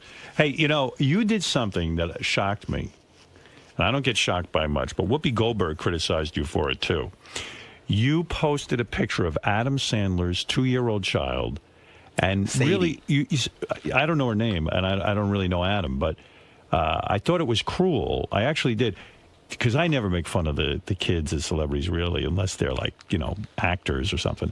But you took a picture of his 2-year-old kid, and you kind of said that she was not good looking.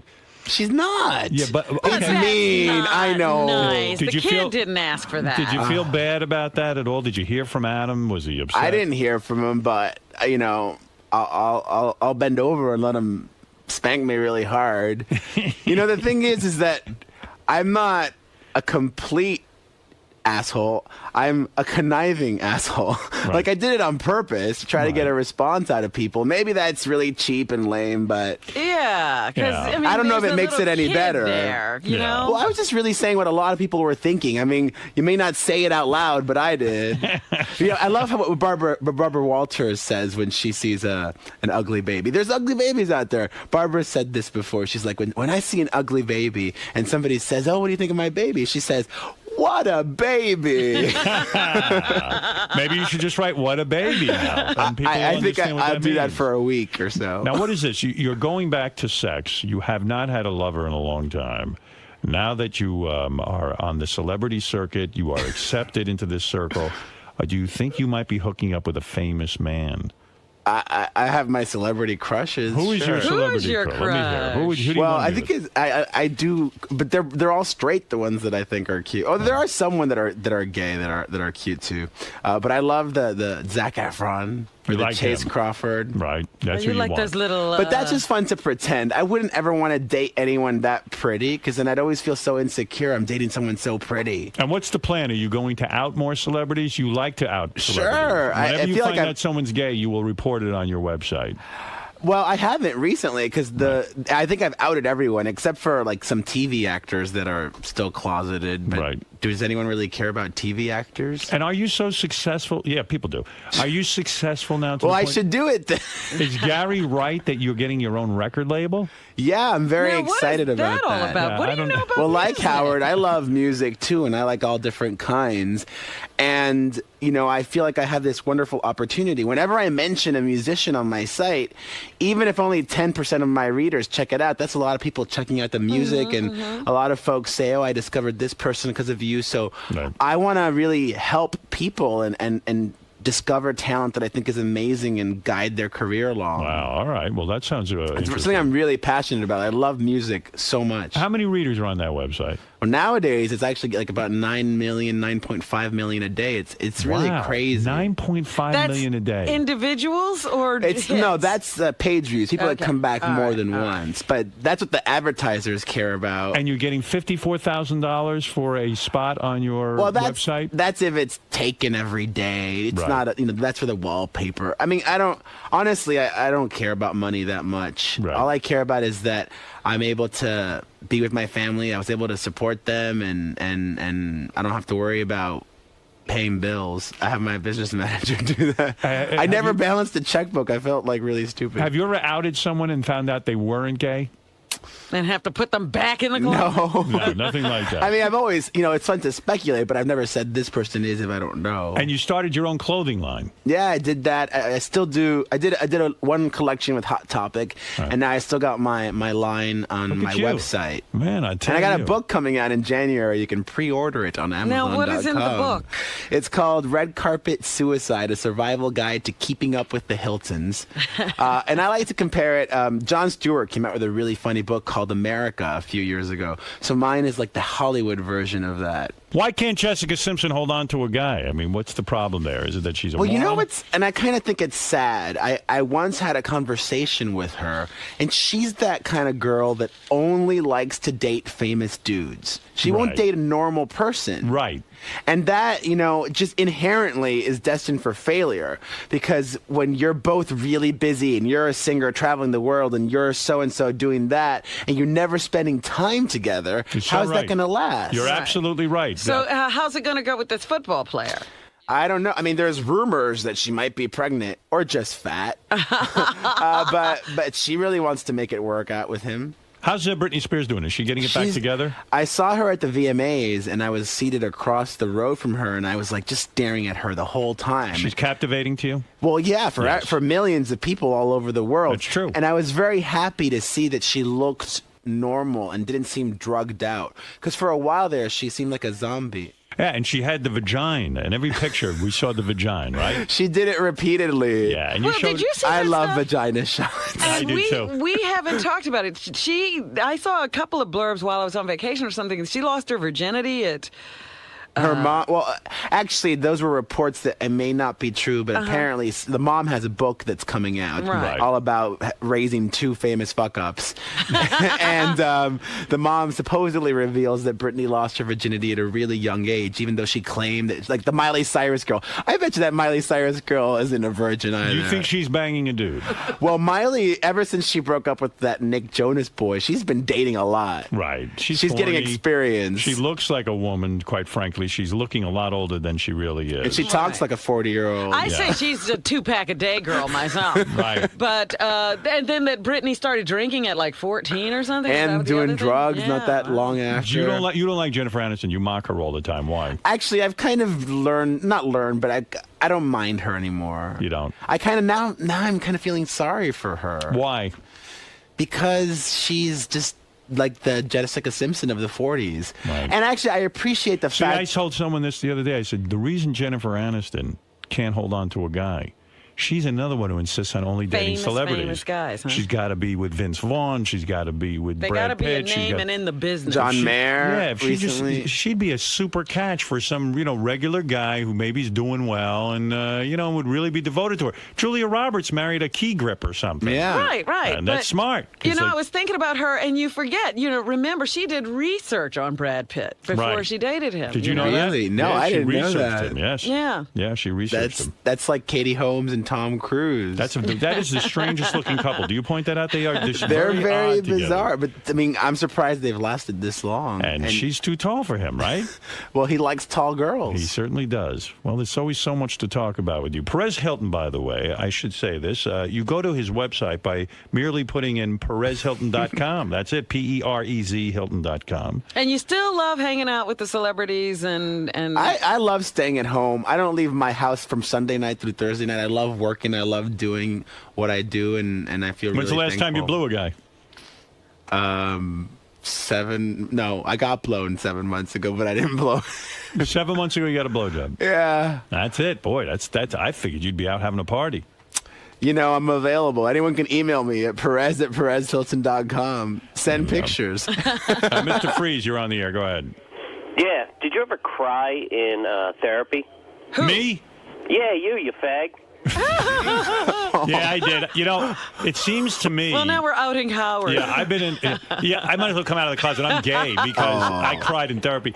No, actually, it seems to me like your therapist is most proud of you. The goal is to cry in therapy to show that you have emotion and shit. Well, to actually tap into it, I guess. And if you manage to cry in therapy, which I've done like 2 or 3 times, he's so proud of me. like wow, you're a brave man. You're able to do this. And so I don't know. They get you into the mindset that it's okay to do that. Did you cry yet in outpatient therapy, Artie? No, not yet. That didn't break it down, really, Artie. I'm working up to it. You Yeah. surprised by that? Yeah, I'm shocked. I did make out with the guy though. You did? No. My therapist. My ears perked up. So they're moving right along in therapy. Yeah, we're really hitting it off. Let me tell you something, Perez. You're doing all right. Thank you very much, I Howard. like your website. I think it's done appreciate it. very, very well. And, Tell Beth I say hi. Oh, you'll see Beth. She's Oh, here. All right. Well, I'll go say hi. You see, she'll tell you everything that's on your website. You can quiz her about anything on your website, and she'll know it. Well, maybe you could send me the wedding picture and not give it out to everyone. Honey, are you here? Hey, Gary, is Beth here? What? Ask her any question. You want him to quiz her? About any celebrity. What? What? She's here. Ask her if she wants to meet Perez Hilton. Okay. I'm telling you, she's on that website 900 times a day. Between that and texting. Girls got to stay informed. She loves that gossip. It's research. Yeah, she reads that. She reads Us Magazine. She reads all I know that. she reads all the tabs, and she's Yeah. always into page 6 in the morning. Hey, hon. There's my... Look at her. Oh, my goodness. Hello. Good morning. Hello. You Your too. website every day. Oh, thank you. How many times a day are you on PerezHilton.com? Me? Yeah. Oh, just once. Oh, that's a lie. No, Come on. that's not true. Honey, you're on there all the time. So embarrassing. No. No, tell the truth. You're on there a lot. You're on Just there. once. But every day. Oh, thank you. That's how I knew that you were on today. Perez, ask her anything about any celebrity. She can tell you. Oh, honey, that's really embarrassing. Come on. Go ahead. What do you think about Howard liking Avril Lavigne? Oh, you always had a little crush for her. I mean, I like her. Yeah, I like no, her she's music. good and she's cute. You think she's Yeah, hot? right. Yeah. No, but Perez, ask her any question about. what's on the Ask her website? like the name of Adam Sandler's kid, and she'll know. I don't know that. Oh, you don't know that? No. Well, thankfully, I don't talk about the kid that much. Good, No, you're mean about some kid. You know who you're mean about? Is Demi Moore's daughter. Oh, Rumor Willis. You're really She's really mean. ugly on the inside. On the inside. She's so ugly. What are you saying? You see, the thing about Beth Rumor... gets upset when you do that. I The thing do. about- Leave the here's- kids out of No, it. Oh, I but think she's ugly on the inside. Here's my thing about Rumor Willis. She's kind of like a dude, or no, no, she's not a dude, but like there's just some people that fuck their way to the top. She fucked her way to the top without having sex. Like she kind of latched on to other celebrities just to try to get famous herself. Like she was hanging out with Lindsay Lohan, and they were BFF for the longest time. She was hanging out with Hayden Panettiere, and they were BFF for the longest time. She put herself in the spotlight, walking the red carpets, and she was doing nothing. She was just Bruce and Demi's daughter, and that to me just kind of made me. In other words, ew. you don't respect her because she's only Bruce and Demi's daughter, and that you can't be famous just for that. I mean, you can, But and you she don't like is. it. But that puts you on. That puts her on the shit I list. just didn't like how she went about it. Yeah. Yeah. You know who else you're mean about? Is Adam Sandler's baby. I just That's talked to him about mean. that. Yeah, oh, we you did. talked That to him was about really that. mean. That's wrong. And wait, who else was I mad at you about?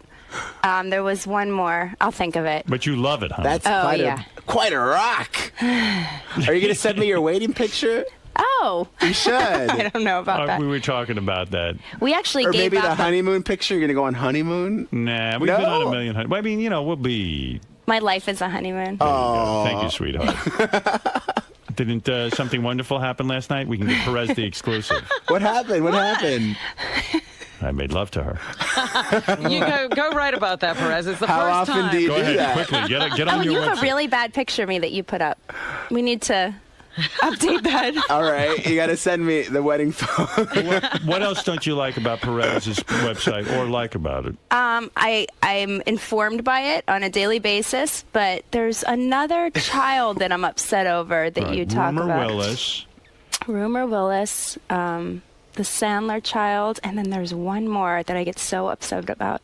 Oh, not even a child. You're mean about Lindsay Lohan's girlfriend. Is she a nasty person? Very. Is she? Oh, see, I don't know Why her. is she I a know her nasty mom. I person? love her mother. Her mother mother's seems awesome. cool. Her Yeah, mother's what's the her coolest. mother's name? Ann Dexter. And yeah. She's I saw really a cool. video of her leaving Mark Anthony's birthday party, like blitzed drunk. She's which I thought awesome. was She's I really like cool. her. Yeah, she's friends with Tony and Randy, so I I've see. hung out with her. Oh, you know her? I don't know the daughter. I don't Right. know You know any the of the mother. kids. I know the mother. Yeah, and I always feel bad because I think the mother is awesome. Now, how is Perez mean about Samantha Ronson? Lindsay My Lohan's nickname girlfriend? for her is Saman, but it's just me being silly. But that's what makes the website interesting. Yeah. And no, I love it. I'm just saying these are the things that it can't all be nice. Well, you've met your hero, honey. Oh, no. Perez Hilton. Well, congratulations. Wait, so is the wedding like this coming week or weekend? It's very soon. That's what I heard. I heard from sources soon. it's very soon. I just had my first dress fitting yesterday. Finally. Who's the designer? Georgina Chapman Oh, from from Marquesa. Yeah. Ooh, fancy. Very beautiful. Who's Perez, how doing much your did you pay suit? for that exact date, Perez? At the wedding. Pay for the date? Of the wedding. Well, I think I heard it's literally within days. Well, I could get you an exact date. And I heard it's in New York. I thought because there were rumors it was going to be in Florida or all these. Florida? Yeah, it's in Florida. Yeah, it is No, in but Florida. I heard it's in New York within days, and people are from all over the country are traveling here for it. That's right. You kidding? It's like a very important. pilgrimage. See the caravan. People don't believe it. I'm coming in from Hoboken. That's right. Well, listen. Beth, you look Congratulations. Beth, you look fantastic. Congratulations. She looks does. She looks fantastic. wonderful. Thank She you. looks fantastic. Marathon training. I know she does, but Killing I'm me. saying. Well, she's You training. put my charity on your website. I did. No, Wait, you what did you- can't. I should. Oh, yeah. because you've been doing that. How do you Yeah, shut give me these the two broads info. up? I don't know. What did you say, honey? He puts sometimes charities on his website that people should look into, and I Yeah. said he should put my North Shore Animal League. I will. GoBetho.org. I'll make sure to write that down. Cool. All right, Thank that would you. be good. Artie, what you? No, she looks good. No, I'm saying Howard is saying that you're running a lot and everything, Right. and I don't know, man. I think you look toned and Tan and blonde and Yeah, she's working. bikini model. She's really proud of her arms. She showed your muscles. No. Go ahead. Go ahead. Stop it. I don't have muscles. You're so mean. She's been running. First of all, she I had. did my first 18 miles. I Yeah. Wait, if you're 18 getting miles. if you're getting like a custom made Marquesa gown, you have to show that off.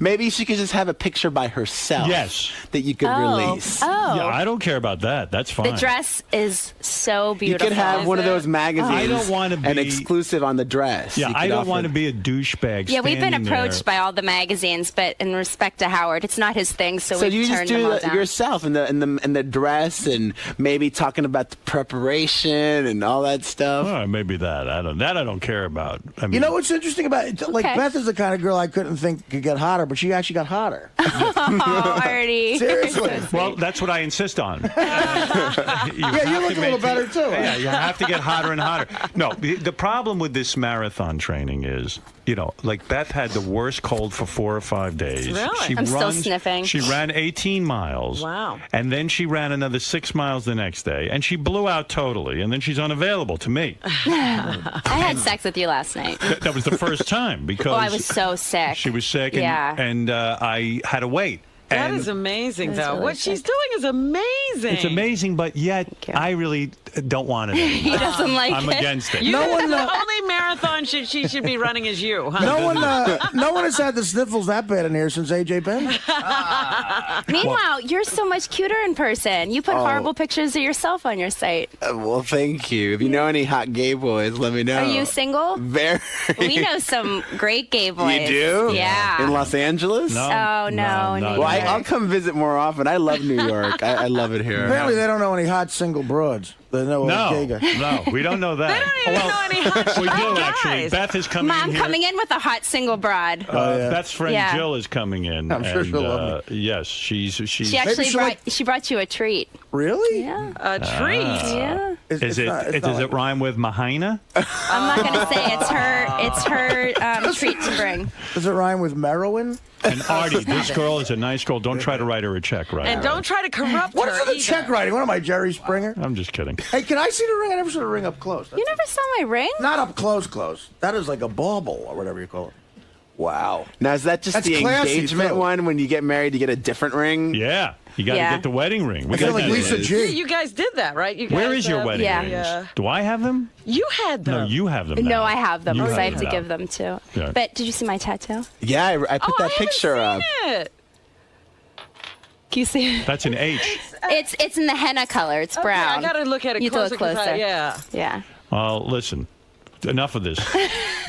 Enough of this gab fest. It's the view in here today. Yeah. I'm looking at the ring. I said I feel like Lisa G. You're It's like Lisa Gigantic. You're the Sherry Shepherd of this group. What is it, Evan? Yes, Evan, you're on. Hey, now. Hey, now. Hey, Perez. Yes. Yeah, would you ever bang that dude from Tokyo Hotel, or is he too effeminate for you? You know that dude, is a dude, the one with the right? crazy. Yeah. Is that a dude or a girl? It's a dude, but he has the most lovely manicure. I saw him up close and personal at the VMAs, and he claims to be straight. Really? Really? But I mean, he looks like Boy George in the '80s. Yeah. Like exactly. Gorgeous, yeah. It looked like a hot chick to me. I love it though. I love that he's European. They get away with more stuff there. Yeah, so. Well, you are Beth's hero, and congratulations! It's so nice Within to meet you. days, how exciting! The I know, he's waiting for me to slip, isn't he? countdown. Do you know Perez gets up at 4 in the morning and works till like 4 or 5 at night? Really? It's that- No, and then I go to the Stays gym home. and then I come back and I work at the evening. But I love it. Stays home from Sunday to Thursday. So. He runs his You're own. really successful. Oh, No, it's I work huge. hard. Everybody knows you. You know, my mom's happy. He hasn't had cock for 7 months. Come on. Oh, honey. Perez, That how'd was it go, fun. man? I can't believe we talked for that long. It's like what, like over a half hour or something? It was a good time. So how'd it go? It went wonderful. I mean, I was very happy to be on, and You got to meet Beto. I know. Hopefully I'll get a picture from the wedding or something. Maybe the only dress. I'll take the exclusive. No drawing on it, though. No drawing. I'll just put my logo on it. PerezHilton.com exclusive. Now, she was giving you a little heat for being mean. You know, I dish it. I could take it. I don't mind. I didn't say I'm not gonna ever make fun of kids again. All right, so you had a good time, man? I had a great time. Hopefully I'll be back on soon. Maybe All right. January when I Yeah. got the book coming out.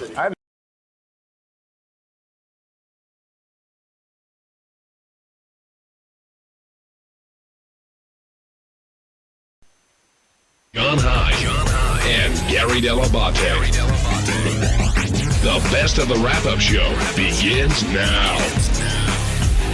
On Monday's wrap-up show, we talked about the prank we did on the show this morning with Bobo and Sour Shoes as Pharrell, and little fucking JD, as usual, came out of his little cubby hole to rat us out. Is Scott spending too much time on his comedy instead Well, of yeah, his, that was his day job requirements? I would love Clearly to tell, I am. I would love to tell Scott who was responsible for that bit, but because he would love it. But it was so Howard was literally about to. Howard goes, "This just isn't funny," and he was about to toss it in the garbage, and then somebody in the studio just goes, "Oh yeah, that's the comedy of Scott and Ronnie." And Howard just went ding and pulled it right out of the garbage. It's okay. You can say who it was. JD. Well, I always knew JD was a fuck anay, so what's the difference? Well, JD, what did you do before the show? And then Scott can respond accordingly. Well, Howard was Howard was about to get rid of the thing and go. Well, wait. The thing is you should explain what it is. The Sour Shoes pranking Bobo as Pharrell, whatever. Right. And Howard goes, well, this really goes nowhere. I'm not really going to do anything with it. And me and you are standing over there, and I just say to you, this is another Scott and Ronnie bit. And it's all your fault. And Howard liked that angle, so love that angle. And I'm sure Ronnie will love it. Listen, not every bit that the professional writers write goes somewhere. I mean, yeah, but they don't submit them all either. Yeah, well, yes, they do. Right, I've heard them. No, you probably you believed in the bit, or you wouldn't have given it to us. I didn't think it was hysterical, but I thought it was, Well, that's a good. But Gary brings up a good thing. What are the ones he didn't submit? I don't do bits, you fucking asshole. You just did. We pranked Bobo, and we just thought it was, it was something to play and see if Howard liked it. So we didn't like it. We gave it a shot. Howard says, always try. Give me stuff. If you think it's stupid, give me stuff. Scott is so right. I did it. Scott is right. So we did it. We pranked him. We said, all right, let's play it for Howard. That's all. Now, Scott. It's no big fucking deal. It was bad, so it's bad. Now, Scott. That's it. If he didn't like it, let him toss it out. I hear him play Dan the Parody shit all the time. Does everybody like that stuff? Come on. That's hack stuff. We know that. That doesn't go anywhere either. So when he says, give me stuff even if you think it's stupid, He you really always took has that said literally? that. The 23 years I've been here. And you thought it was stupid? I didn't think it was that I thought it was okay, and maybe he would like it just to have a prank on Bobo. I liked it.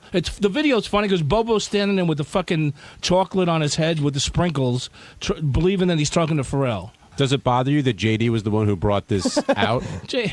I don't care. JD's a good guy. He doesn't really throw people under the bus a lot. So he didn't even really throw you under the bus. He just sort of left. He goes, "Oh, that's the comedy of Scott." Ronnie Howard just picked up on. Now, it. JD, will Ronnie agree with Scott's assessment there, or are you going to hear a whole different side now that Ronnie will learn that it was you who brought this comedy on? I'm sure it won't make Ronnie like me anymore than he does now. What could make Ronnie like you more? If I died and never worked here again. Or Well, Howard's something. right. It should have had a punchline. Sour Shoes should have said like, "Ooh," something like that. It's not Pharrell. Ronnie, it was brought up that the question was, why didn't you have Scott's back when Howard ran that whole tirade about him spending too much time on the comedy and stuff like that? Why should I be on his back? No, why didn't you have his back? Why should I have his back? Because did you guys do the bit together, sort of? Yeah. So why did you back up and say, "Hey, I thought it was funny too"? First of all, I want to know why fucking JD is in the middle of everything I do, in the middle of my business with everything. I want to know that. Was I in I'm Vegas? getting really sick of it. He really wasn't. No, he's always in the middle of my shit, man. No matter this morning, the same thing. What do you mean? I'm eating breakfast, minding my own business. Julie's trying to talk to me. I tell him to leave me alone. I don't want to be bothered now. This one's standing outside really? the door. You're like, I saw you talking to him. I was listening to what you were saying. You're John Melendez with a stupid face. You know that? Even Wait a second. John had a stupid face. No, not as bad as this one. I wasn't in Vegas this weekend. Go grow your hair and go sit with your brother out there, okay? I wasn't go sit in Vegas. with John the Stutter. I wasn't in You look Vegas. like- How can I always be in your business? Get the fuck out. Yeah, well, you're jealous of that, too. Yeah, so then shut up and stay out of my way. And anyway... You actually knocked into me today. And you said, "Get out of my fucking way." No, I didn't knock into you. You knocked right into me. You're so busy running through that hall, fucking putting shit over on everybody, and you say you don't. I was just standing there talking to John, right, actually. Yeah, you always stay. I'm just standing there talking to John. Meanwhile, we hear you running down the hall like a little mouse, running to the board to tell him, oh, this guy just did this. This guy just did that. He just did this. He just did that. Are mice quiet? To see if I was running. Shut up. I'm sick of your face and you and everything else. Stay the hell away from me. I'm telling you. Just stay away from me. Have I gone up to you today somebody's at all? going to get hit, and I'm going to wind up losing my deal here. But you know what? It might be worth it. Whoa. Are you really that I'm upset going to with kill him one day. Really? Do I hear the line, "I'll never forget" from the Ronnie show? Anyway, John. Hold on, George. He said to me, I got nothing to say. No, he's telling me. No, we're talking about Scott the Engineer. Hold on, let me just let him finish this sentence. No, I don't hear anything. No, I don't care. He said to me, "Look at your face, and you'll know why I want to cut your throat." Because he's such a weasel, man. Ron, did you And hear? I still love him. I don't know why. I don't care. Ronnie, did you hear the beginning of the wrap-up show? No. So I was in the car. So we were in talking the elevator. Okay, so we were talking about how this evolved and how Howard started to make fun of you and Scott trying to do it started out comedy. because Scott fucked up the microphone. Right. And otherwise, it never would have came up. What John's trying to say is what happened was I played the bit this No, it morning. would have come up because JD pointed it out to him. How I played the bit for Howard this morning. Howard looked at me and he goes, "It's not really that funny."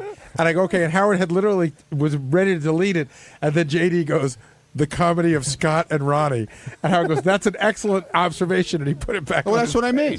That's what I mean. He's in everybody's business. Everybody's business except his own.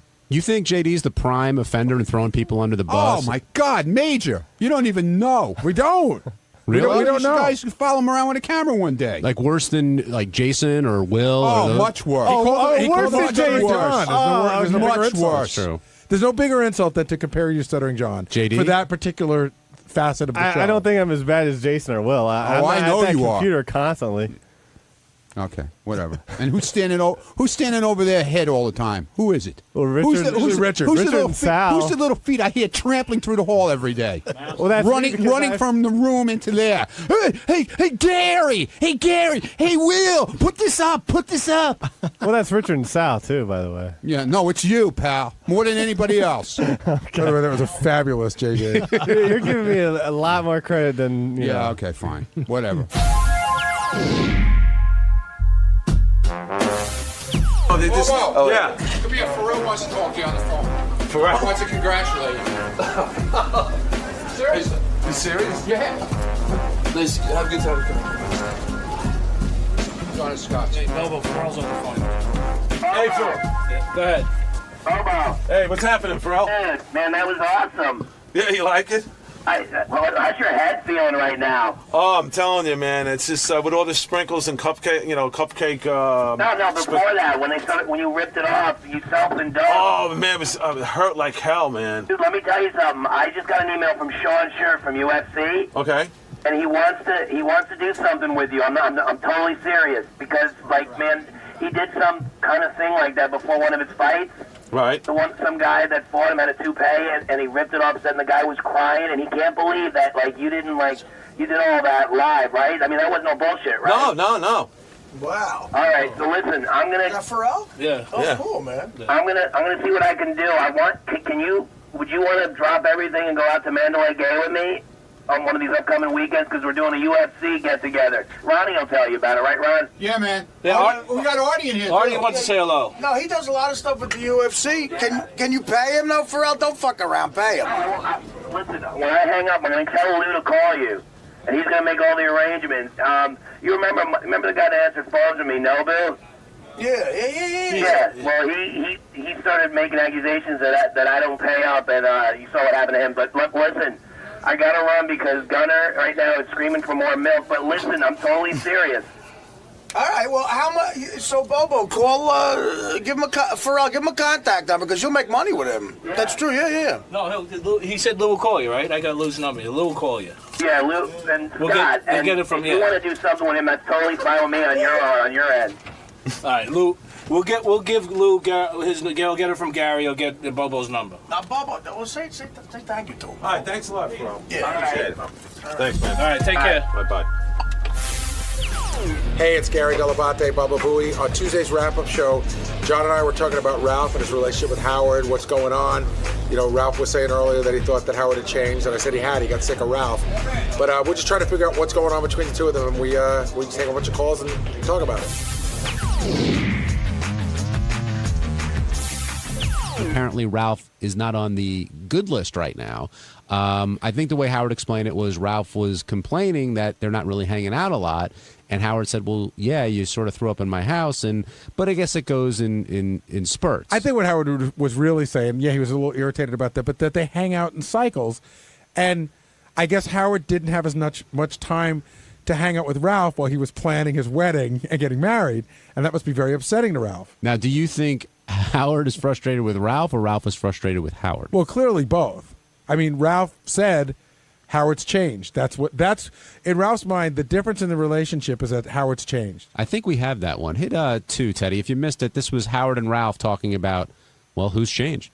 Every time you've been to my home, it ends in disaster. That's not true, but I understand. It's fine. I don't have a desire to go back there. I mean, it was horrible. That last time was just horrible. All right. Ask a question. Ralph, seriously, do you understand or do you think that Howard's changed? I think it's a little bit of both. When did he change? What did he change into? I don't know. It's like you're very different these days. Good. Maybe I've grown up. You're very man about town, Mr. Hamptons, Mr. You know. Yeah. Okay. Oh, geez. And you're Mr. What? Mr. Wonderful. Sorry, I don't want a guy vomiting in my home. See, that's also unfair because I was out at Howard's house one weekend when Robin and Ralph were there, and Ralph had a great time, and we were in the Hamptons, and he didn't seem to be annoyed that Howard and Beth were Mr. Hamptons. Well, let's talk to Benny in Canada. Benny, you're on the wrap-up show. Hey, what's up, boys? Hey, Benny. It's Danny. Anyways, it's just, I don't like Ralph too much either, but it's just, I think that Howard's been a changed man since his marriage, too, you know. I think he's been hiding behind a little closet door, being a goody two-shoes until he got married, and all of a sudden he's the old Howard that we got back now, you know.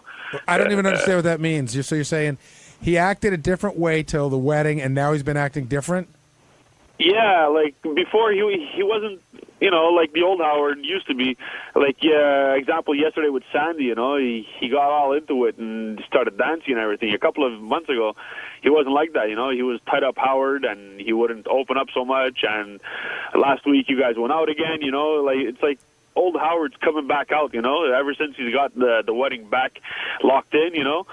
he's been like a good guy until he got it locked in, and now that it's locked in, he's old Howard again. You know. Have you guys noticed Howard changing since getting locked in? Either one of you guys? No. In fact, I mean, Howard going out last week, he could have gone out with a tamer group of guys. You know, it wasn't like he went out with his wild boys and they cruised the clubs and went crazy. He went out to dinner.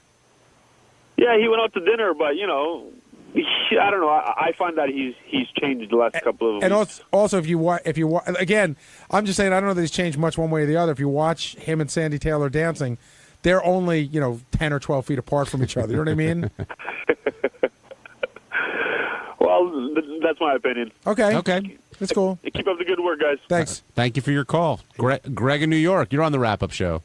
Hey, how you doing? Hey, Greg. Listen, this whole thing with Ralph, I mean, Ralph is upset because Howard is actually taking a little responsibility. He's got a wife now, and he's got to share time with her, not with Ralph. Ralph is just upset because he can't go over and watch Batman cartoons with him anymore. Yeah, but Greg, I would buy that, except for the fact that Howard and Beth have been together for a very long time. It's not. I mean, yeah, they're Mr. and Mrs. and she's Beth Stern, but what's really changed there in terms of time? Well, I wonder. That's a good question. I wonder. We should talk to other people too. Is Beth different now that she's his wife? This is what Howard spoke about when he talked about getting married. Remember, he talked about that. Well, he talked about people's attitudes towards Beth. Exactly. So is this Ralph's attitude towards Beth? Is that what Ralph is seeing? What do you think? Yes. Really? Well, I think Ralph. I'm not saying that Beth's attitude has changed. Maybe Ralph sees it that way. Are you talking about new Beth? I'm talking about Mrs. Stern. Okay. Do you follow what I'm saying? I don't think Beth and Howard have changed any way in their attitude towards Ralph, but maybe Ralph sees like, oh, now they're married. I guess I'm not as welcome. Could be. I mean, Ralph's the only one who can answer that question, but I don't think so. Benji? Well, about the whole thing about the weekend, doesn't it sound a little stressful? As much, it kind of be neat to go to Howard's house for the weekend. See, that's stressful for you, Benj. I've been there. Go there. Don't act like a jerk, and you'll be fine. Yeah, but Ralph had okay. If I'm hanging out somewhere for a weekend with a buddy, I want to, and if it's not going to be that way, I'd rather just not do it. Just like wake up when you want to wake up. This is what I say to my friends: wake up when you want to wake up. Eat when you want to eat. You can. And here's a key: just don't fuck around. Yeah, but if you were the friend and you go, you know what? I don't want to eat now. I want to eat later. Or could you pack that up for me? Or it sounded like the way Howard described it, Ralph was taking advantage of the time. Yeah, the other thing is, listen, there is a bit of a schedule there because I have someone cooking. The guy, he's not at your beck and call. So okay, we're gonna listen. Whether you have somebody cooking for you or whether my wife is cooking dinner, if we're eating at 6 and you show up at 8, you're being a jerk as a house guest. And if you think that's too stressful, I would say don't come. And it's also not his first time there. Right. And you're saying you and your friends like the guys. But this isn't the guys anymore. This is come over to, I'm married, this is our house, come on over, and this is how we're going to hang. It's not a frat party, which is what you make it sound like. The guy comes over, come and go as you want. In other words, I'm just saying, otherwise, for you, staying somewhere for a weekend, isn't that a little stressful to have to be under someone else's schedule?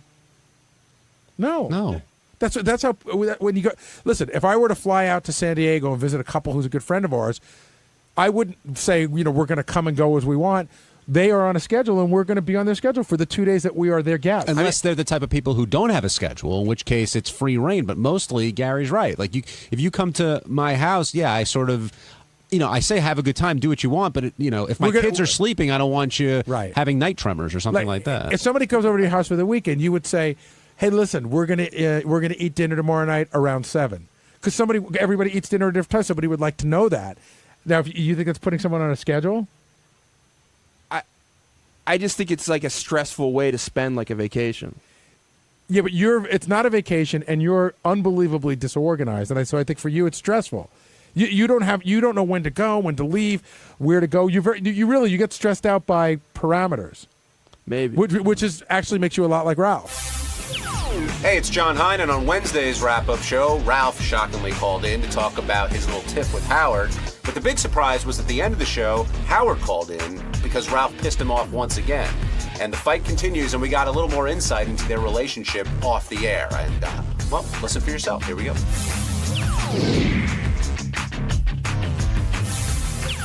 Go to line 11. Hello. Hey, it's Howard. Hey, Howard. The thing with Ralph is no big deal. But the fact of the matter is, when he says nobody cares about him, I don't remember, I remember it a different way. He said to me, bang his head. I called him up. I said, why don't you come out and recuperate?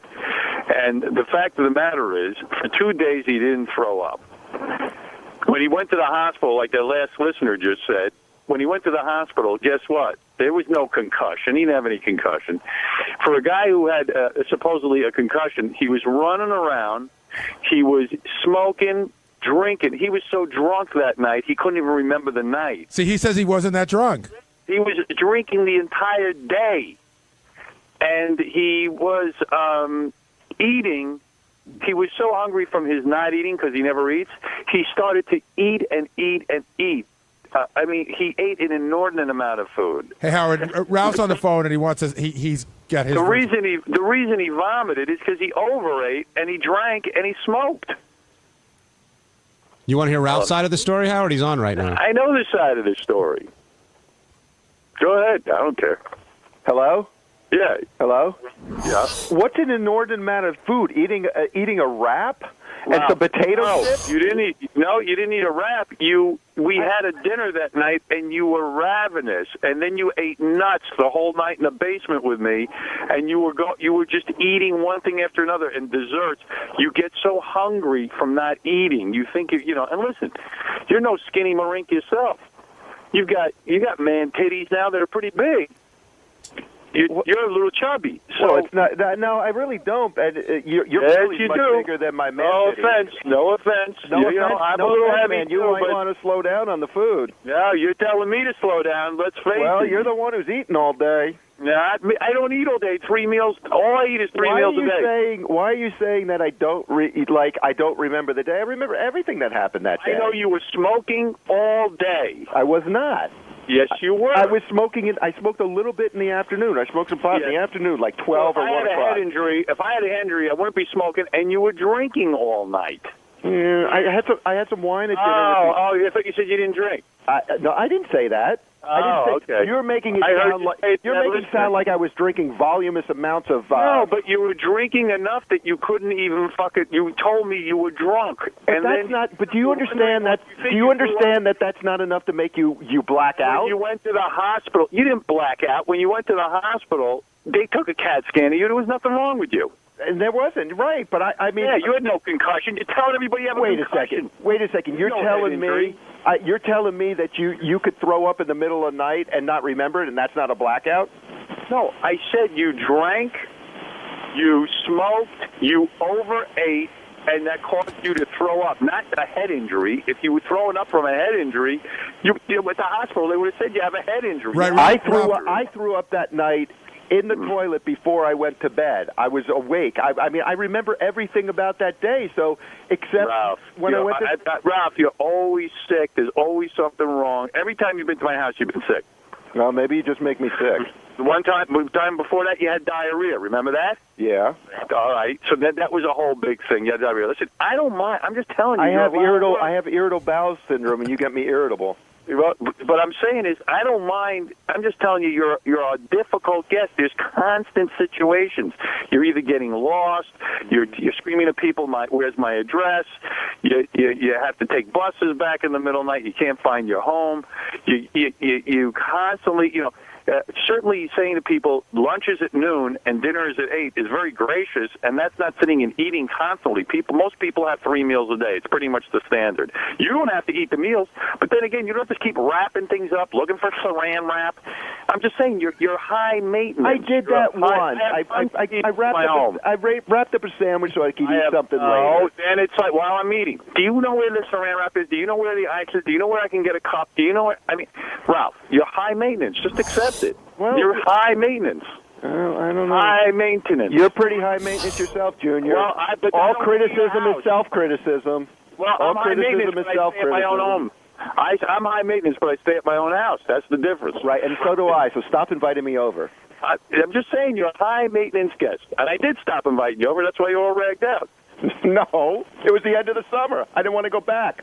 No, that's not the case. You said to me, I'm going to do everything I can to get back. I'm going to be a good guest. And you came out and you vomited all over everything. Well, listen, wasn't I a good guest? What do you want from me, man? Wasn't I a good guest until I vomited? Come on. Yeah, you were doing good. You were doing much better. Everything was great until the vomit. But Ralph, you got the vomit's a major thing. Ralph, you got to say, when you say, wasn't I a great guest, it's like when Stuttering John would be late, I'd yell at him, and then 3 weeks later, it's like, I've been late for 3 weeks. Howard yelled at you. You were a good guest for a month. Yeah, well, I mean, it's always. It is never a trouble-free weekend. Never a trouble-free weekend. I think I had 2 good trips before the vomit. Go ahead, Ronnie. We don't have to. We can go. Now, Ronnie was pulling over, so I could keep arguing. But I just want to set the record straight. And by the way, I don't. And by the way, Ralph says things have changed. They haven't changed. It's just that Ralph started coming out to my house, and every time he came out was a problem. I didn't I didn't say things changed. I still love you, Paul. Yeah, same here. I'm just saying that it would be hard for me to have Ralph as a house guest. It's very difficult. Now, up until then, I never had a house where, when I started getting a house, I started to go out to the Hamptons in the summer, and I'd either rent a house or have my own house. I'd invite Ralph out, and whenever we'd have him out, there'd always be a problem. As Artie witnessed, as Robin witnessed, as a lot of people have witnessed. But if I had never had him out to my house, I wouldn't know the difference. I don't dislike the guy. I just say he's a tough guest. Oh, come on. I'm so much fun, please. Howard, is the situation where when Ralph's out there, you're waiting for the next thing to happen? Like, Yeah, like Artie said, we decide to go out. And then Ralph will make you wait till the last minute. He says, "No, you said we're leaving at 8 o'clock, and it's 7:59, and I'm making reservations to go to L.A." And it's always like you're always waiting, and he's well, I mean, if somebody tells me they're going to leave at 8, I expect to leave at 8. You don't start making reservations for L.A. at 7:58. Let me tell you something. Being early is just as annoying as being late. You have this passive aggressive thing where you like to show up places early. There's a lot of people, I'm sure, who want to invite you over. I'm just not one of them. Right, and I have problems. I'd be happy to hang out with you anytime, as long as you don't have to sleep over. It's a pain in the ass. But anyway, why did Ronnie go drive you into the Hudson? No, man. I got to jump out. As a matter of fact, let me see what's doing here. What's doing there? Let me see. All right, Ronnie, I'll see you later. Ronnie, ride the brakes. Yeah. Ronnie, ride the brakes. Be quiet. Oh, man. Oh. Bounce him around. Bounce him around, Ronnie. Unlike you, I've been up all morning, so I'm a little slow. Oh, you're so cranky. You should start getting up at 8 o'clock, man. You'd be much nicer. All right, boys, I'm checking out. All right, man. Thanks for calling. Later, douchebag. That was fascinating. So I guess that's what those phone conversations sound like between the two of you. That was a wrap-up show exclusive. On Thursday's wrap-up show, fans called in and asked why me and Sal haven't been on the show as much, which led to Howard Stern himself calling in and explaining that less is more. Check it out. Howard he goes through phases of where he's really interested in certain people in the office. Like right now, it's JD. JD's in the spotlight. Howard loves JD. JD can go in and he'll never get yelled at. Do no wrong. Do no wrong. It used to be me and Sal, 2 or 3 years ago. Howard loved us, and now I think Howard's kind of like, me and Sal, he could do a little less with, and he loves JD. The truth is, we've run our course. We've exhausted all of our stories. We probably should have signed you to a 3-year contract. Probably. And are you guys jealous of JD?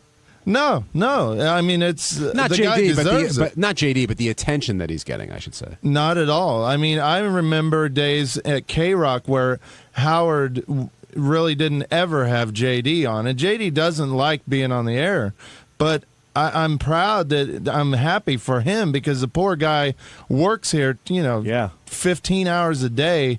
The least he can get is a little attention on the air. It's, I'm happy for him. In K-Rock days, Richard and I would, and even Gary, would cram JD down Howard's throat. And Howard would be like, I just don't get that guy. I don't see it. I can tell you the day. I know the exact day that the switch got flicked on. Howard had seen the movie Napoleon Dynamite, and I had given it to him, and I go, you got to watch this movie. And he had it for a couple of days, and then one day I said, did you see the movie? And he goes, oh, my God, that's JD. I go, you're kidding. He goes, I didn't actually see that when I watched the movie, but Howard goes, it's JD that works for us. And I think once he made that connection, I think he saw him as a much more interesting on-air character. Yeah, and that was right before we came here to Sirius, and then JD just kind of blew up when we got here to Sirius. Was the mugging before or after that? Before. Before. That was part of the transition, too, when the mugging story. But, it's interesting that, John and Gary bring up something. In your honest opinion, Gary, do you think Howard leaves the show and says, well, I haven't talked to Sal and Richard in a while? I don't even think it phases him. I think he is set, he does his thing, And that's it. I don't think he recognizes it like you guys recognize you want me it. to? Are you asking me to boil it down to? Does he ever think of you when he leaves here? Absolutely. And I would say no, not one bit. I think he thinks of you as terms of bits, but I don't. Not think of me. I don't think he says, "Oh my gosh, not enough Richard and Sal today." Right. Well, you guys have brought that up. You go, well, you guys have been a little low key. I think that's more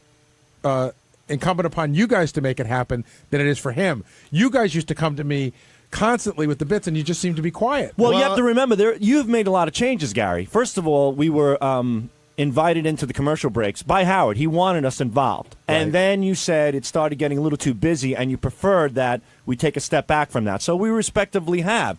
So I think just not being involved in those little commercial breaks where we would sometimes give them little tidbits of what's going on in the hallways and our personal observations, we kind of leave ourselves out more and more and more. Long after you guys got left out of the commercial breaks, because that got squashed fairly early. And I'll tell the audience, the only reason why I did it during the commercial breaks is the only time I get to talk to Howard about what we're going to do next, what guest is coming up. Will has to prep Howard on all the notes he took for a guest. And it started to get very crowded there because you guys were sometimes commenting, sometimes joking. Sometimes they would tell jokes that would turn to a side conversation that would keep us from getting the work done.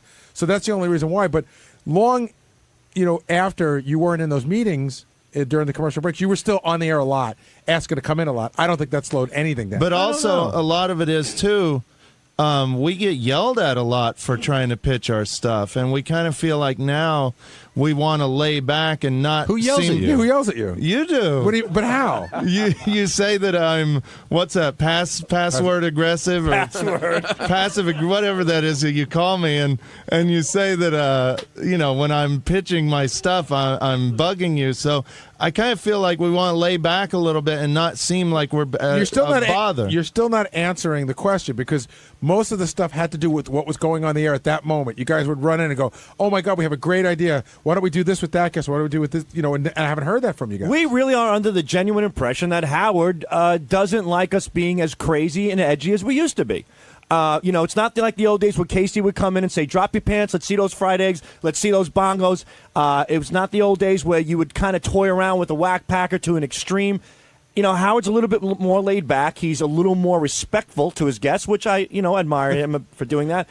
And me and Richard are a little too out of control, I think. So we're a little bit better contained and in a situation where it's pre-planned. Like, we're going to have a bit, and Sal and Richard will do this, and then they will leave. I think that makes Howard feel a little more comfortable. But why wouldn't you keep asking Gary and let Gary say no? Well, we do, and in most cases, I think Gary thinks like us, like, well, that's a little too over the top, lay low. Well, a prime example of how things have changed, and this was one of the funniest things ever, but it happened off the air, was when AC/DC was on, and Sal was carrying a guitar amp. I had my cock out in the hallway, virtually, like getting ready to pull my cock out to go in and play cock rock. Me and you were going to play cock rock. We were going to play AC/DC songs on the guitar with my penis. And Gary was the leader. Gary was leading us into the studio to play. All of a sudden, you see Howard waving everybody back. like there's a fire. Go away. And then Gary starts waving us back in the hallway. Go back, go back. It was like watching a snake in a Chinese parade, and like 7 people trying to turn around. They're absolutely right. Howard waved us off. There was a time where, I might go in, you're talking about Lisa G, and one time I had a theory that Lisa G doesn't have sex because she might have mangled pussy lips. And because everybody was thinking, what could it be with Lisa G? And when I went in, like I would say to Rich, I would say to Gary, like, okay, yeah, do that. But Howard's not really that impressed by that stuff. He's more offended by it than like finding it to be interesting and funny. I think that you're also really like down at the bottom. Like, instead of saying she's got mangled pussy lips, it might have been funny to say she's got deformed labia. Yeah, you know what I mean? Like, but that would be on Dr. Ruth on the Howard Stern show. It's mangled pussy lips. I mean, that's how we look at it. All right. And so I think we spook Howard a little bit more. So we're sensitive to Howard's thoughts on his show. Howard, is that you? Yeah, I was just thinking about something here. I tuned in late, so I think Richard and Sal were saying that the show has changed and that they can't be as crazy as they used to be. Is that the gist? Yeah, we were saying they seem to be quiet lately. We wonder why they're not on the air as much, and they were saying that they think that maybe their ideas are a little over the top and you're not as into it. No, I mean, listen, here's the thing I've always said to them.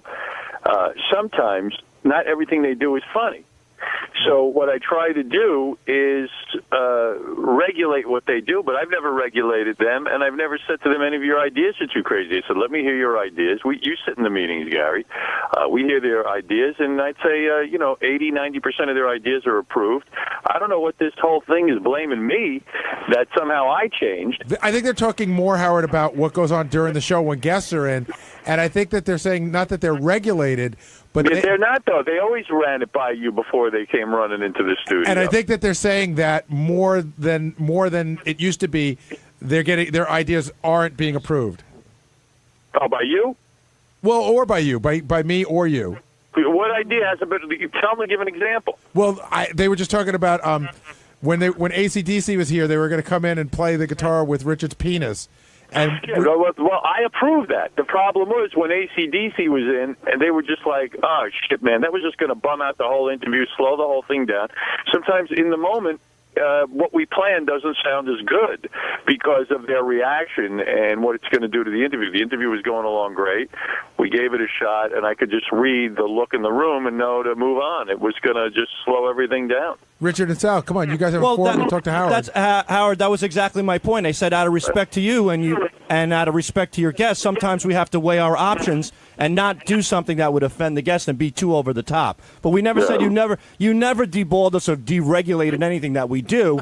It's just that we just pick and choose our spots, a little closer now. I like that. I like that because to me, the process of integrating Sal and Richard into the show, for me, was to take these two guys who had never worked on a show before and somehow put them in so that they didn't become disruptive, so that the audience wouldn't hate them, but that the audience would enjoy when they came in. So you try to put them in a way that won't interfere with everything we're doing with some guy, ending up, smelling each other's taint. Right. And that's what we brought up. And we brought up that we do pass it by Gary, and it does go through you, and that, again, things are approved by Gary, and if we think it fits the flow of what you're doing, then we execute. But Sal, why don't you be upfront? You did say earlier that you thought that Howard is not as interested in your wild antics as he used to be. No, I didn't say not interested. And that is the part I heard, and I said, that's a lot of bullshit. In fact, you should pitch as much antics as you possibly can and not worry about what my particular reaction was. No, Howard, wait, it wasn't stunts, Gary. I made a point that, Howard, you have a tremendous amount of respect, like you always have, to your guests.